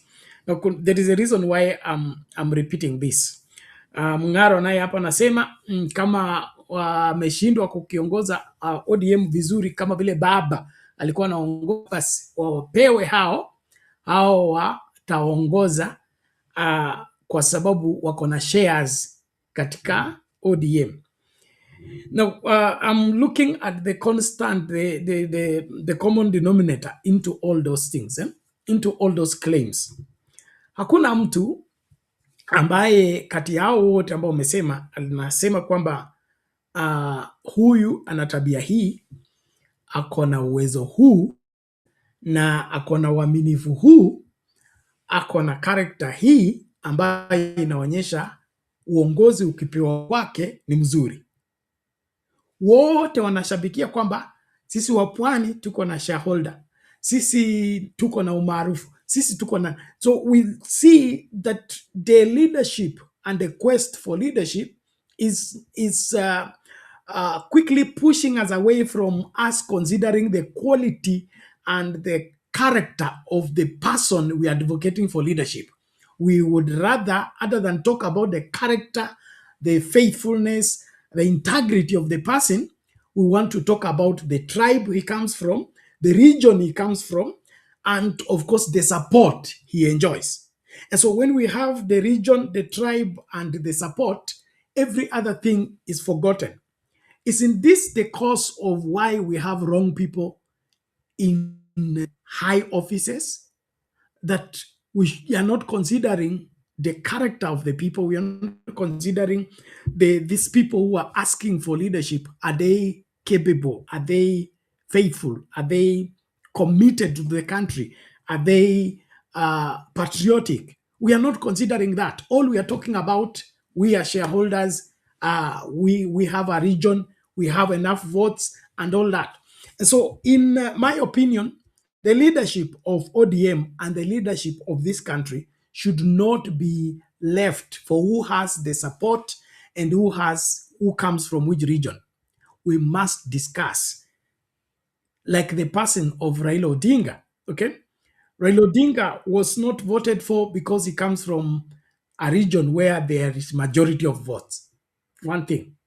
So Raila Odinga was loved and supported in Nairobi, not even in Nyanza, where his ancestors come from. And then while in Nairobi, he won the hearts of the people at home. He won the hearts of the people in Northeastern. He won the hearts of the people in the coast. He won the hearts of the people all over the country. And all the people that subscribed to the Raila Odinga ideology and leadership was in the person of Raila Odinga and the character of Raila Odinga. So how come we are forgetting to put in the scale every one of these people demanding leadership and ask, where are you in the character school? Where are you in the integrity school? Where are you in your patriotism? Where are you in your development agenda in terms of your track record? And of course, how do people view you? How does the country see you? how well can you champion this country? And so we're losing as a country because we want to forget what really matters when it comes to leadership, and we want to emphasize what does not matter. In my opinion, there is no need for coastal party, especially if I think we had this debate as early as I think 2017, when there was a spirited effort of having regional political parties. And I said, and I still repeat, there is no need of regional political parties. Why? Because we have devolution. Okay? The purpose of devolution is so that different regions will take care of their issues without interference from other regions. I don't know if you... So coastal counties, okay, have their special issues that can only be addressed as coastal issues. And so if they have an issue in terms of their state of education, let's say the state of education in the coast region, or the state of healthcare in the coastal region, or the state of the economy in coastal region has a problem, all you need is get all the coastal governors together, okay? Then formulate policies that is going to revamp education in the coast, revamp healthcare in the coast, revamp infrastructure development in the coast. That is what needs to be regional. Devolution. But you already have devolution. You have governors. You have MCAs. Why would you be forging a regional party so that it does what? And so you see the way we have misplaced priorities. That you fight for something that is unnecessary. It's unnecessary for anybody to be fighting for a regional party. Every political party needs to be national in its, not outlook, but in its essence, in every way. In fact, it's a condition by the registrar of political party that no political party should be registered until it has a national outlook. So all the people pushing for regional political party, they don't respect the new constitution, number one. And number two, they don't understand the purpose of devolution. And when you listen to the political class, you will notice quickly that what they are possessed with or obsessed with is getting power and not address issues that are bedeviling the people. And that's my point of departure. That you're obsessed in becoming president. You're obsessed in becoming governor. And then when you become governor, instead of you functioning as a governor, you just want to roam around with the fleet of cars and flag and demonstrate on how powerful you are as a governor. That is abuse of office in the first place. And so, to my coastal people, you don't need a coastal political party. You need to be part of the national political parties and function in those political parties as nationalists. If you want to lead your region, there is a Senate slot, there is a governor slot, there is a MCA slot. Hizo ndio unapigania. Watu wote ambao wanataka kupigania nini? Regional control. Kuwa governor, kuwa senator, ama kuwa MCA. Kwa yako. Hakuna mtu atainterfere na wewe. Lakini ukitaka kuwa president kwa sababu ya region yako, basi wewe ndio makosa. Wewe ndio makosa kwa sababu wewe unataka kutumia ofisi ya kitaifa kujenga kwenu. Unataka kutumia ofisi ya kitaifa kuifanya ikue sehemu ya eneo lenu. Na hapa ndio kisungumkuti kinaingilia. So naomba Wakenya mwanze kuona haya mambo vile yalivyo na kusema kwamba hapa haiwezekani. So watu wote ambao wanataka political parties za kwao, hao hawafai kabisa. Hawafai kabisa katika national office. Hawafai kabisa. Waende wasimame wakuwe MCA, watakuwa wanashughulikia sehemu yao. Wakuwe governor, watakuwa wanashughulikia. wakuwe senator, watakuwa wanatetea sehemu yao. Those are the 3 offices that are regional in nature and limited to specific regions. But national office, presidency, it belongs to somebody who thinks the whole country, who carries the entire of the country and acts in the interest of the entirety of the country. So kasumba hiyo ambayo mnataka kutuletea kwamba mnataka chama cha kwenu kisimamie masuala ya kitaifa, haikubaliki kikatiba, haifai kisheria, na lazima ipingwe na wote ambao wana nia njema. So I repeat again, if you want to be a regional kingpin, regional whatever it is, 3 seats, kuwa senator, kuwa governor, ama kuwa MCA. Lakini presidents na National Assembly, there's a reason why it's called National Assembly, okay? You deal with national issues. National issues means nataka kumuona mbunge wa, let's say, kutoka Kakamega, okay? Amesimama kwa floor of the parliament defending the rights and the resources of the people in Kwale. That's what makes you National Assembly, a member of parliament.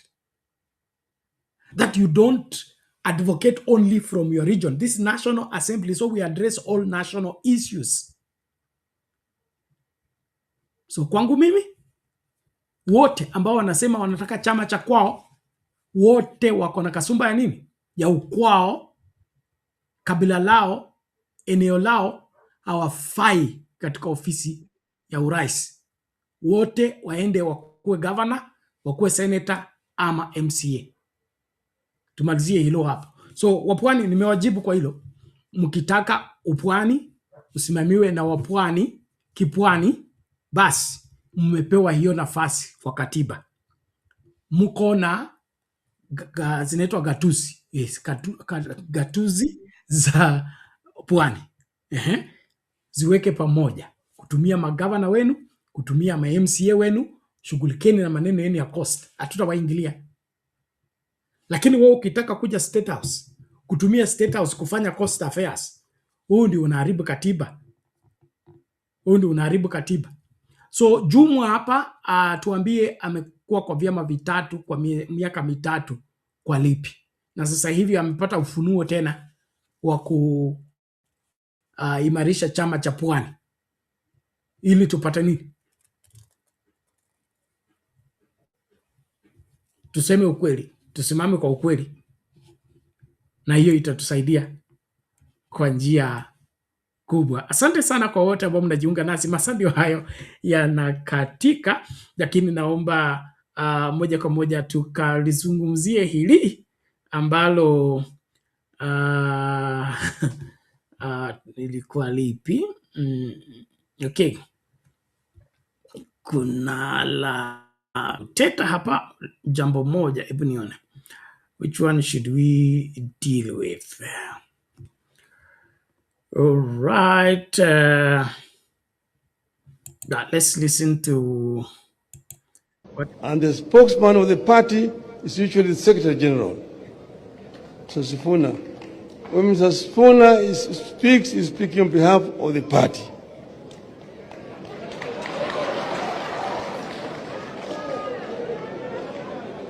But then, Mr. Sifuna, saa ingine hapana kwa chungu sana.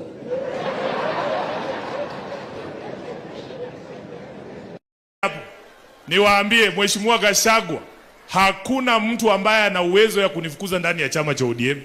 Wewe tulia tu. Sisi Waluya tunasema mkienda kuwinda mnyama ambaye amekuwa akikula kondoo, anakula kuku yako, amuendi wote kwa laini moja namna hii. Sijui kama mnanielewa. Mnanielewa? Wewe ingilia hii pande, akifikiria ni wewe, anasikia amepigwa mshale ya kifua. Anasikia mwingine amemshika shingo, mwingine amemshika mguu, kidogo kidogo fisi wapi? Chini. Kwa hivyo mimi nataka mkae ngangari. Sisi ndani ya ODM tunaamini kile kitu baba alituambia. Hakuna siku baba alituambia tuunge mkono William Ruto 2027. Hakuna. Hakuna. Na kwa sababu watu wamekuwa wakisema ile vitu baba aliwaambia, hii mwaka hata mimi nataka kusema ile vitu baba aliniambia. Baba aliniambia Kasongo 2027 home. Asante sana, Mungu awabariki. Mtoto mwingine watatu anaitwa George na Tembea. Wanakaa mikutano usiku kumpangia. Watoto waluya wangapi? Haifai mluya aongee Kenya hii. Ataongea. Haifai watoto waluya waongee Kenya hii. Ataongea. Jirongo amenyamazishwa. Sifuna ndio huyu wanampiga piga. Haifai aongee Kenya hii. Na Tembea wanafanya mikutano ya usiku. Vile watamtoa kwa ugavana. Wameita maelisia wote. Yaani haifai mluya kuongea Kenya hii. Yaani mtu mmoja ndiye atakuwa anapigana. Tumesema hivi kama jamii ya Mlembe. Watoe Sifuna haraka, waharakishe. Haraka. Waharakishe haraka. Haraka. Wanatuchelewesha. We have a lot of things we want to do. Toa Sifuna. Watoe haraka. Sifuna kwani yeye ni orphan? Sifuna an orphan? No. Sifuna anatoka katika community. Hatukumtupa. He comes from a community. And he has rights. Hao wengine wale wanapiga Sifuna, how they come from a community. Sifuna pia comes from a community. Yes. We must respect each other. We must respect each other. Na Sifuna akitolewa pap. Sifuna akitolewa pap. We shall not want to see anything orange in Western region.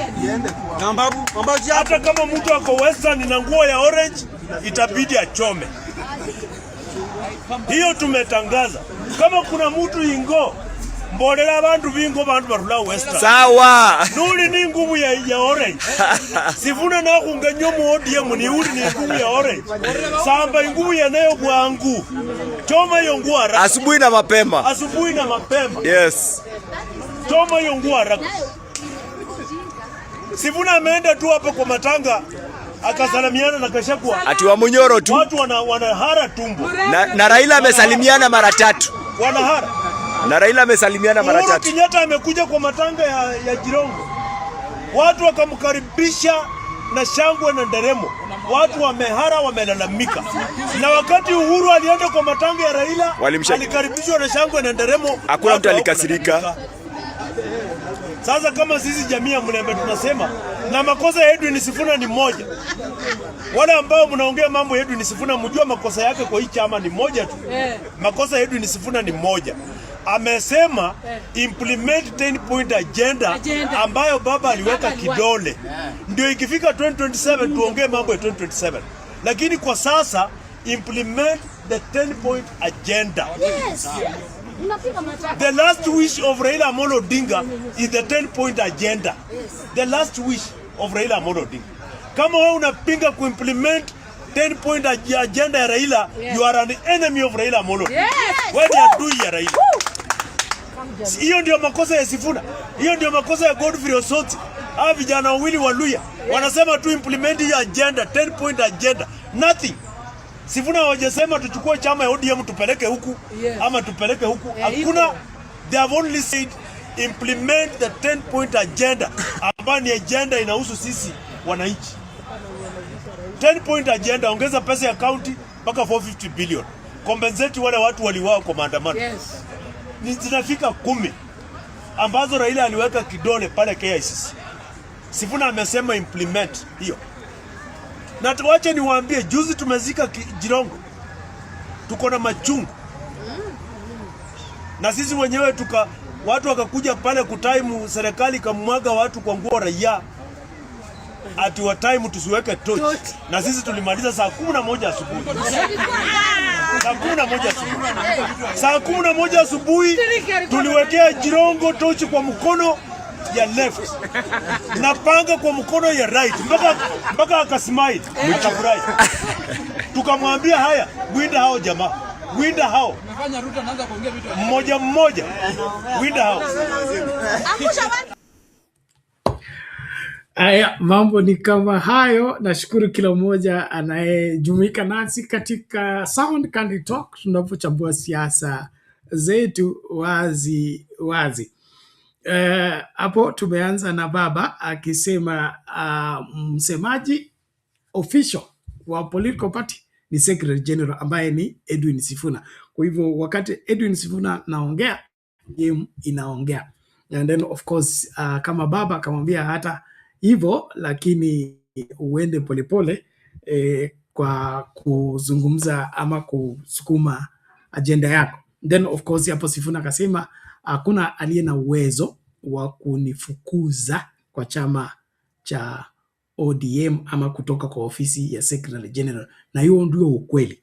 Hakuna mtu anayo haki na uwezo wa kufukuza yeyote kutoka kwa ofisi. Kama mnataka mtu aondolewe kutoka kwa ofisi, mnafuata mikakati ambayo imewekwa kisheria.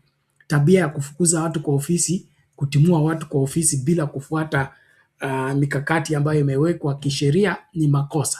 So hapo Sifuna anaposema hakuna mtu aliye na uwezo kunifukuza, hiyo kutumia hiyo jina kunifukuza ama neno kunifukuza, anaongea kihalali kisheria kwamba nobody has been empowered, not by the constitution, not by the law or the ODM or the general constitution of the country to chase anybody from office.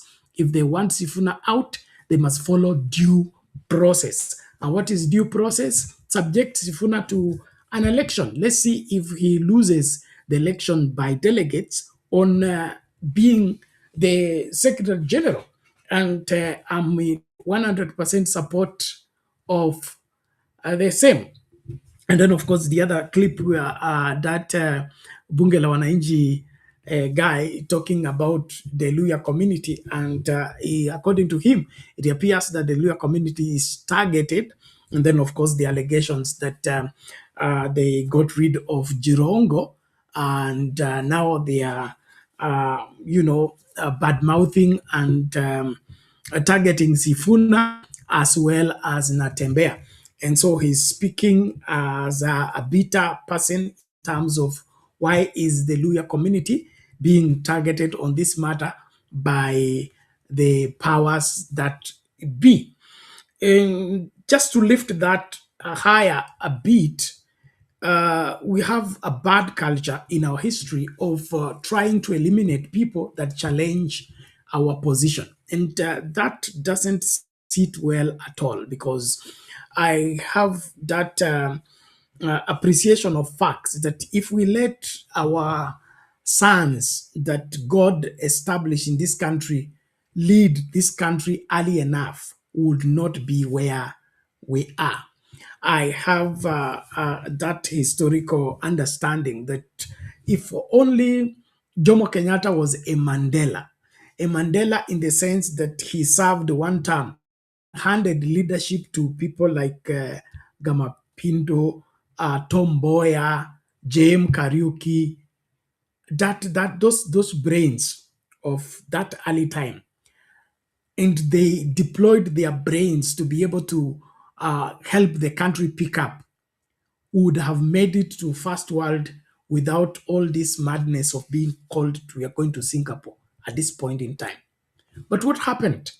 Instead of Jomo Kenyatta being a father, circumcising his sons so that the sons can reproduce, he decided to castrate them.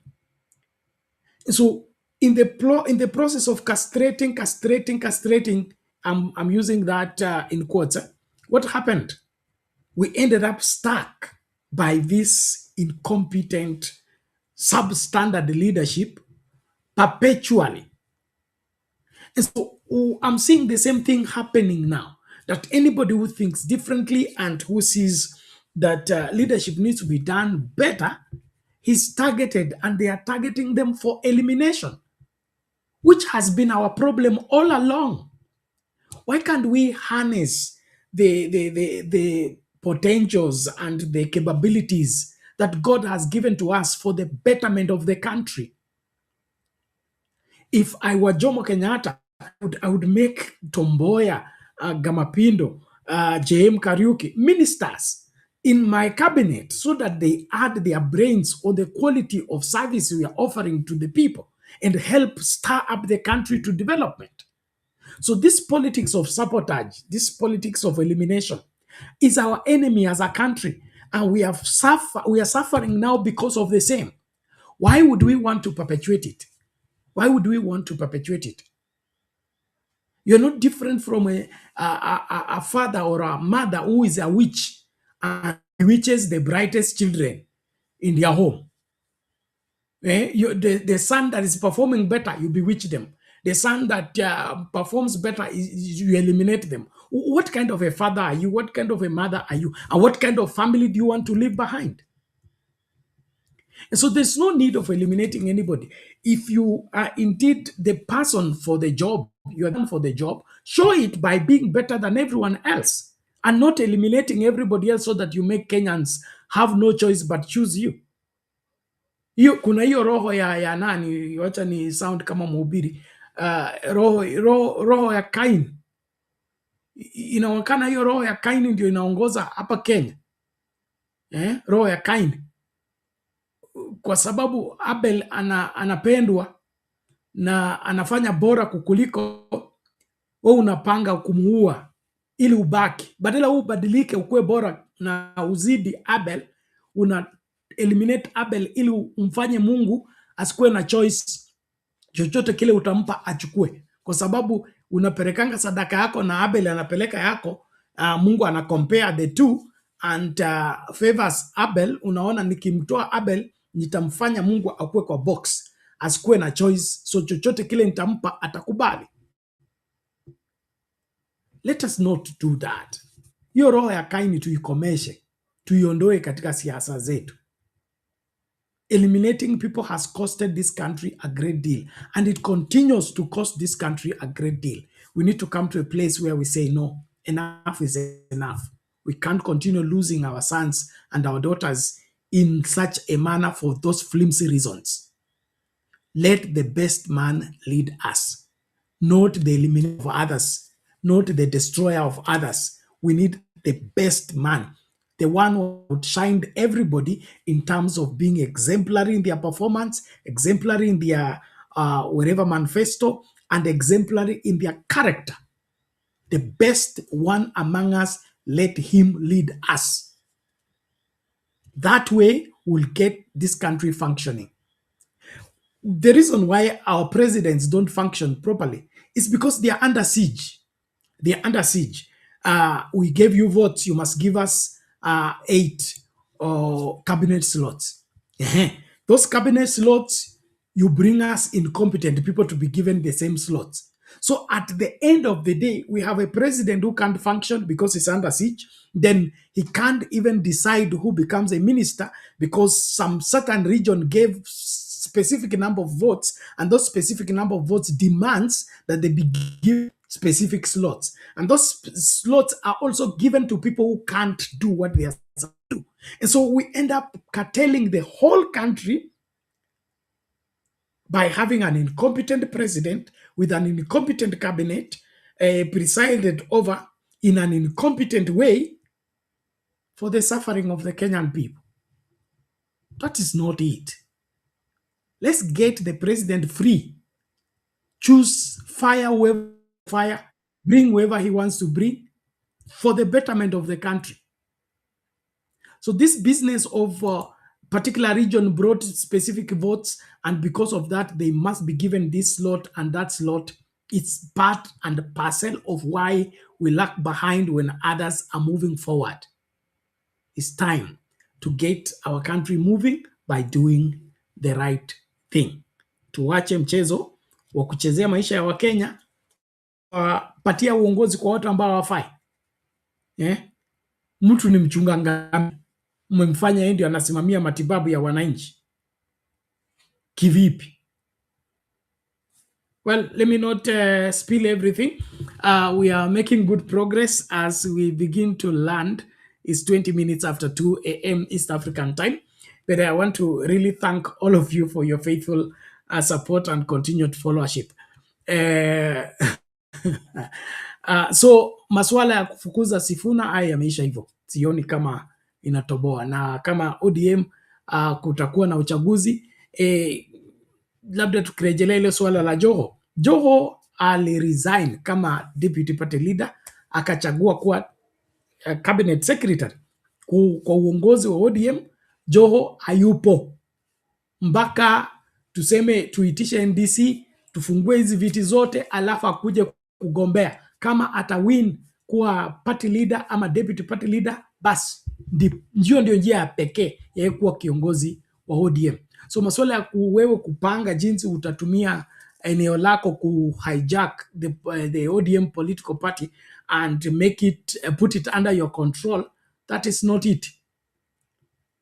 If we are a democratic movement, let democracy run the decisions, the outcome of everything in terms of who takes what slot in the political party leadership, and of course, rightly so. And rightly so means the majority of the party members are in support and are behind that particular leadership. And then number two, they are behind that particular leadership because it has seen the character, the values, and the commitment of the person in leadership. Asking me, Sifuna has demonstrated that he can be a very competent leader. He has a strong stand. He has a clear commitment to the rule of law. He's faithful to the end, speaking and sticking by the values of his political leader, Raila Odinga. So these are the characteristics that we need to be looking for on who becomes the leader. Not that I come from this region, I should be considered for leadership, or our region needs to be given an opportunity to be deputy president or things like that. It's not according to regions. It's according to competence. It's according to the quality of you as a person. Can we trust you as a deputy president? Have you carried Kenya in your heart? Is Kenya a problem to you? Or you just want a prestigious seat to use to intimidate others and claim that now tuko na Mpwani ama tuko na Mluya ama tuko na Mkenya? Tuondoke katika huo ujinga, naita ujinga, kwa sababu hatuhitaji. Wewe huwezi kupewa ili sio la kwa utani tu, okay? Wewe huwezi kusema kwamba kwa sababu wewe ni Mpwani na ni wakati wa Wapwani kuwa madaktari, okay? So tukupatie wewe syringe na inaitwa thermometer, ukaanze kututibu kwa sababu wakati wako wa Wapwani kuongoza udaktari. Haukuwi daktari kwa sababu ni Mpwani, na upewi syringe na thermometer kwanza kutibu wagonjwa kwa sababu wewe ni Mpwani. Unaweza tu kutibu wagonjwa ama kuwahudumia kwa sababu wewe ni daktari, na kile kinakufanya daktari ni nini? Ni qualifications zako. Are you a trained doctor? Are you able to handle medicine? You prove that through your training. So this aspect of us distributing leadership according to region and insisting that certain region needs to get this and the other region needs to get this, it is not the way to go about leadership. It's the reason why we are stuck where we are. So we need to move away from that and begin to look at the character of the people we are giving leadership to. Usichague uongozi upeane kwa mtu ambaye ni mbinafsi, mtu ambaye ni mkabila, mtu ambaye hapendi watu, mtu ambaye hajali maslahi ya watu. Like what we have right now. Wamama wakienda kujifungua wanakufa na watu hawajali. Watoto wanasoma chini ya mti, hawajali. Shule hazina madawati, hawajali. Kazi yao ni kutembea na kifurushi kila Jumapili, wakitoa 5 kwa hii kanisa, 2 kwa lile kanisa, 3 kwa hilo kanisa. They don't care about the country, they don't care about the children, they don't care about anybody. That's the wrong leadership that we need to replace by competent leadership. Mtu ambaye atajali. Shule zinafunguka, kuna pesa ya capitation. Hii pesa ya capitation itaenda mpaka lini? By that time tutakuwa tumepata hii nyingine. Na shule ngapi hazina madawati? Shule ngapi hazina madarasa? Shule ngapi? So that you're solving problems. Not running around and saying harambe, 2 term. And so this conversation will continue, and we must, as a people, correct the leadership of our country if we want our country to be anything anybody will be proud of. Otherwise, tutaendelea tu kulumbana hapa wakati mambo yanakwenda visivyo. Haya, kwa kutamatisha, William Ruto juzi tu akiwa West Pokot kwa maombi tena, alitoa hela ingine huko, sitaki kuzungumzia maneno ya hela. Akasema Murkomen amefanya kazi mzuri, maaskofu pia wakasema hayo mambo yote, kwamba amani sasa imerudi, watu warudi nyumbani, hakuna shida. Lakini inasemekana huo ujumbe tuliopata hivyo Turkana kumeharibika. Let's hear this out.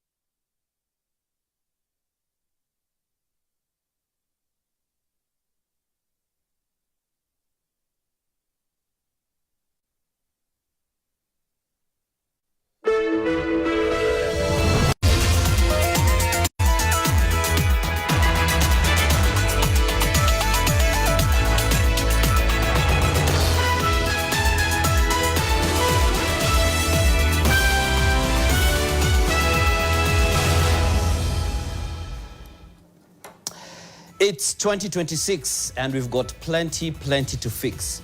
We shouldn't still have so much under the rug. We shouldn't still be having more talk than act.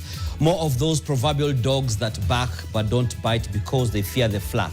It's 2026 and we've got plenty to fix.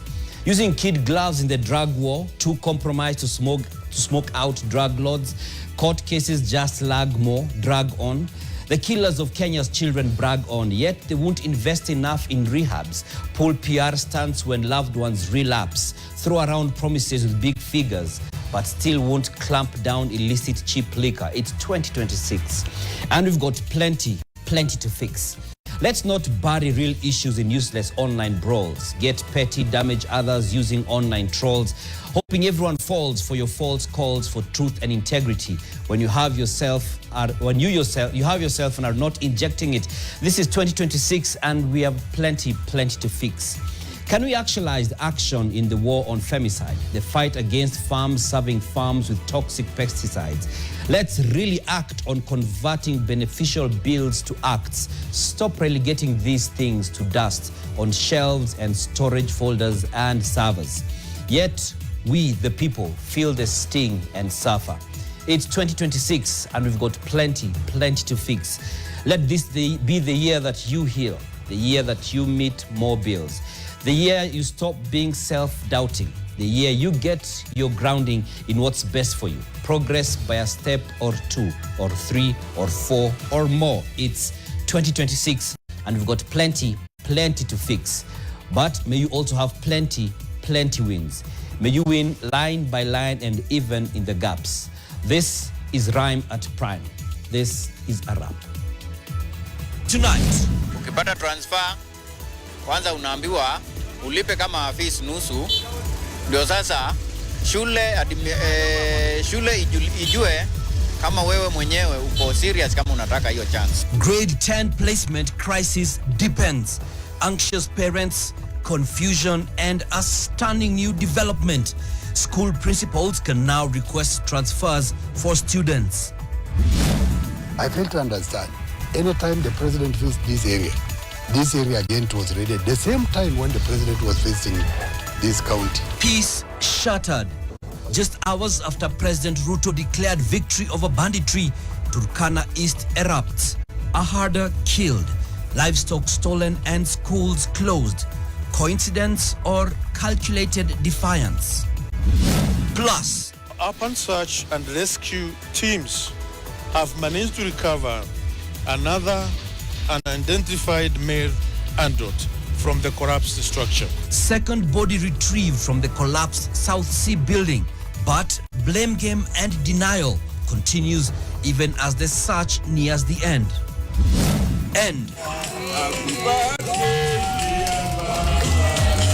Raila Odinga's posthumous birthday event begets reconciliation. There is no one in ODM I will not sit down with. Ida Odinga brokers peace as warring ODM leaders pledge unity.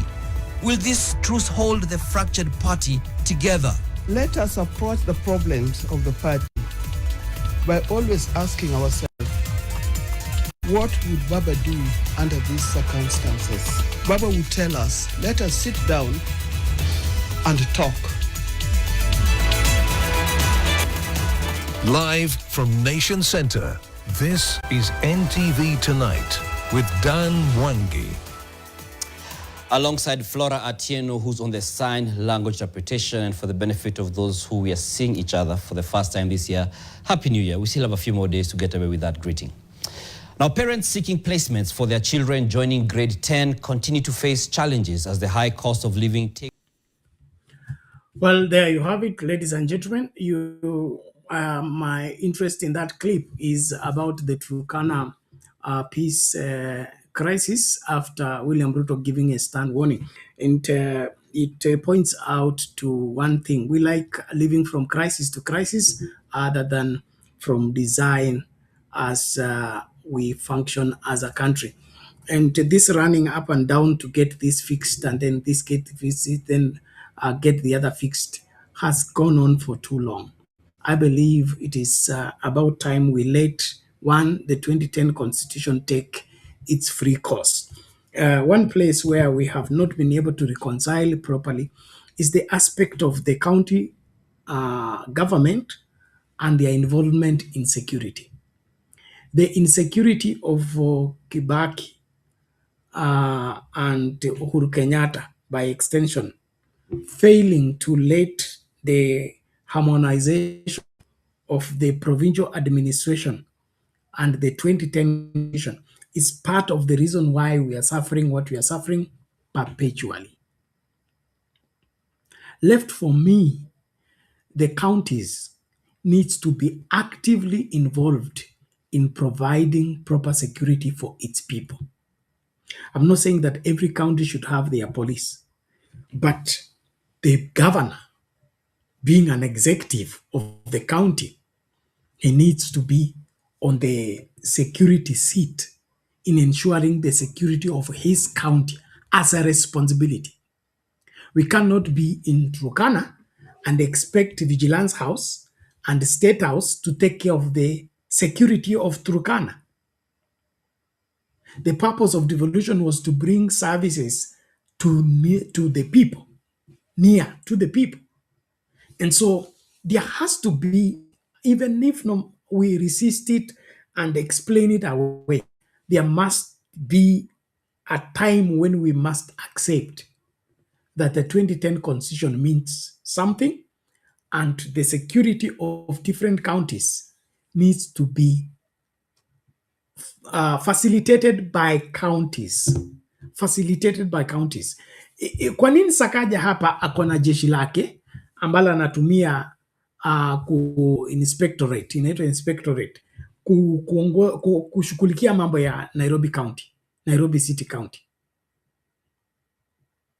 Mbona kusiwe na nini? Wasimamizi wa usalama wa county na national government iwe tu inatumika kwa reinforcement, ili hawa wanaotuibia ng'ombe ni wenzetu, hawa wanaonunua hizo ng'ombe ni wenzetu. So kama masuala ya usalama inashughulikiwa at the county level, it will be even easier to handle such cases because we will not be fighting among ourselves when we are the people in charge of our own security. So let's not allow the insecurity of the national government in thinking that if we empowered the counties to be able to take care of their security, they will declare independence of the rest of the country. Hiyo mentality ya Jomo Kenyatta na hiyo mentality ya Kibaki inapaswa kutuondoka ili tukue na nchi moja, lakini katika nchi moja inafanya kazi kikatiba na sheria ikuwe juu ya kila mmoja. Why are we so much caught up into controlling everything from the head office? I'll be happy as president to hear that Turkana has intensified security and whatever they need. Do they need more police officers? I will send more police officers. Police vehicles, I will send because as president. But not that I'm only secure because I've appointed my Minister of Internal Security from that region and is taking care of my interest there. No, you are supposed to secure the people. And securing the people means ensuring that whatever apparatus that are necessary for their security are available. So rais kwenda huko kutisha watu walete bunduki, wasipoleta bunduki watafanywa hii na hii. It is not how to manage security. Security can only be established through serious details. And those details can be better addressed on the county level than national level. So let there be this distinction between the national and the county level of administration so that there is harmonization. The national government is in charge of security, yes, but not independently. It should work in harmony with the counties so that kila governor ako in charge ya kila kitu ya hiyo county including security, and then msaada anaohitaji anapewa kutoka kwa national government. So wana sheria na wote ambao wanahusika, nafikiria wakati umefika tutoe hii maneno ya parallel government, parallel administration. The provincial administration should not be independent of the county administration. That is what is bringing about the sabotaging of security. Lakini kama governor angepewa mzigo wa kusimamia usalama wa kaunti yake, atatupatia ni kina nani wanaiba ng'ombe, atatuambia ni kina nani wanasababisha kutokuwa na amani katika kaunti yake. Lakini eti hiyo iko Nairobi na hawa wako West Pokot, wako Turkana, wako Wajir, wako Marsabit, basi haiwezekani. Ati wewe unatarajia DO ama DC ama PC anaitwa na regional commander. No. Let there be proper harmonization of the 2010 constitution so that governors are in charge of security, and the president can work in harmony with governors in ensuring the security of the country. The president should stop being insecure, thinking that because these are ODM governors, they are going to sabotage history, or they are going to sabotage the security of Kisumu. The people of Kisumu, Migori, and the other places need security just like everyone else. You can't have, because this governor is from a different political party, and so he's going to run down the security of the place to implicate the president. That mentality inapaswa kusafishwa kutoka kwa akili zetu, ili tuelewe kwamba mtu akiwa kwa ofisi ni Mkenya na atashughulikia masuala ya Kenya kama Kenya. Tuache hofu ambayo haifai. And so this is very disappointing. And it has gone on for too long. We can't have it continue. So I really would want that we stop this madness once and for all. I need to see the Kenya for all Kenyans. Kenya for all Kenyans that is functioning. Many lives are being lost unnecessarily. Livelihood being lost unnecessarily.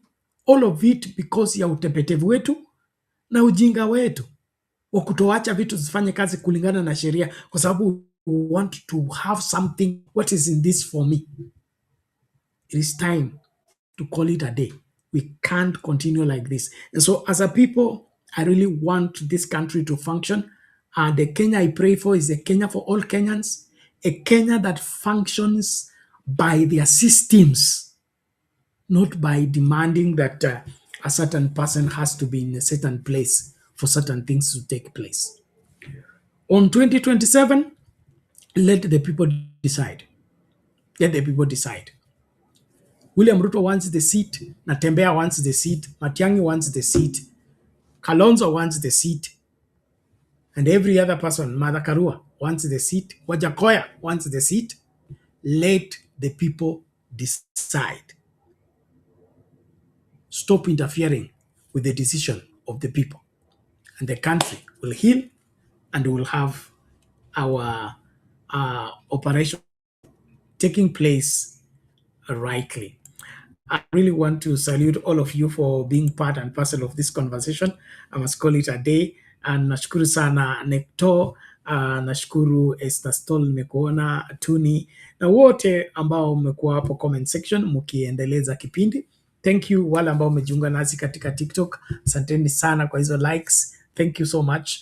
And then of course our YouTube guys and Facebook guys, I really want to appreciate you for always being here and ensuring that we continue functioning as Sound Candy Talk. I just also want to encourage you to support us to keep these lights on, and of course the Wi-Fi being paid in time for us to keep the show running. Wale mko TikTok mnaona kuna till number hapa kwa screen 516575. Tupa kitu hapo tununue token tuende kipindi kila siku. And then of course we have the service provider for the broadcasting software ya ile ambayo tunatumia kwa Facebook na YouTube concurrently is called EV Max. We pay $25 every 30 days. And so your contributions help us a great deal in ensuring that those things happen. And so those who can't use the till number 516575, you can use my number there, 254-718-454585. It is scrolling on the screen. Those of you following on TikTok, following on Facebook and YouTube, the TikTokers can use that or use the number +254-718-454585 to send in your support for us to keep saying what we are saying, teaching what we are teaching, and of course ensuring that no Kenyan will be confused about the of this country by ensuring that we hold all leaders responsible for what they must do to secure the welfare of each and every Kenyan. I look forward to meeting you again in the next show. I want to leave you with this bite as I sign out. Thank you very much. That is it. Wake up siku moja tutajua vile tutafanya na tutatangaza. Because you see hatuwezi kupelekwa hivi. Eti kwa sababu nataka you want to ensure that these young people don't vote because you know they will not vote for you. So you want to make sure that they don't get ID cards and you keep lying and pretending about it. You know, there are things that people talk about these countries that amaze me. You know, how can you talk about printers and they don't know what paper in Kenya, 62 years after independence? Unajua, hata ujinga, unahitaji kuheshimu common sense. Honestly. So, acha tufuate sheria vile iko. Tuende step ya kwanza, because we want to be responsible citizens. Tufuate sheria vile iko. Step ya kwanza, sisi tuende tutafute vile tunaambiwa. Step ya pili, tutumie structures zile ziko to ask the right questions as law abiding citizens. Lakini ikifika step ya tatu, kama ni mchezo, sasa surely tutakaa tukichezea namna hiyo? Hapana. Lazima tutajua namna ya kuendelea mbele. Thirdly, nakubaliana wewe, tuheshimiane. That is it, tuheshimiane. Wafanye kazi ya uongozi na sisi tufanye kazi kama wananchi. Yeah, and the responsible citizens, sisi tulipe kodi, tufuate sheria, tuweke amani, hiyo ndio kazi yetu. Lakini hawezi kuwa eti tufuate sheria na wao ni kutuchezea. Kutufanya kana kwamba watu ni wajinga, eti kwanza kutumia lugha nyingine hapo eti hatuna kitambulisho. Pesa inatoka wapi ya kuonga watu kila wakati in the form of empowerment? Hakuna pesa ya kuprint kitambulisho. Nyinyi hamjaona watu wakiongwa hapa? Eti empowerment. Inatoka wapi pesa ya kuonga watu kila wakati? Hakuna pesa ya kutengeneza kitambulisho. Kwani mnafikiri wananchi sisi ni wajinga hivyo kweli? Hapana. That is it.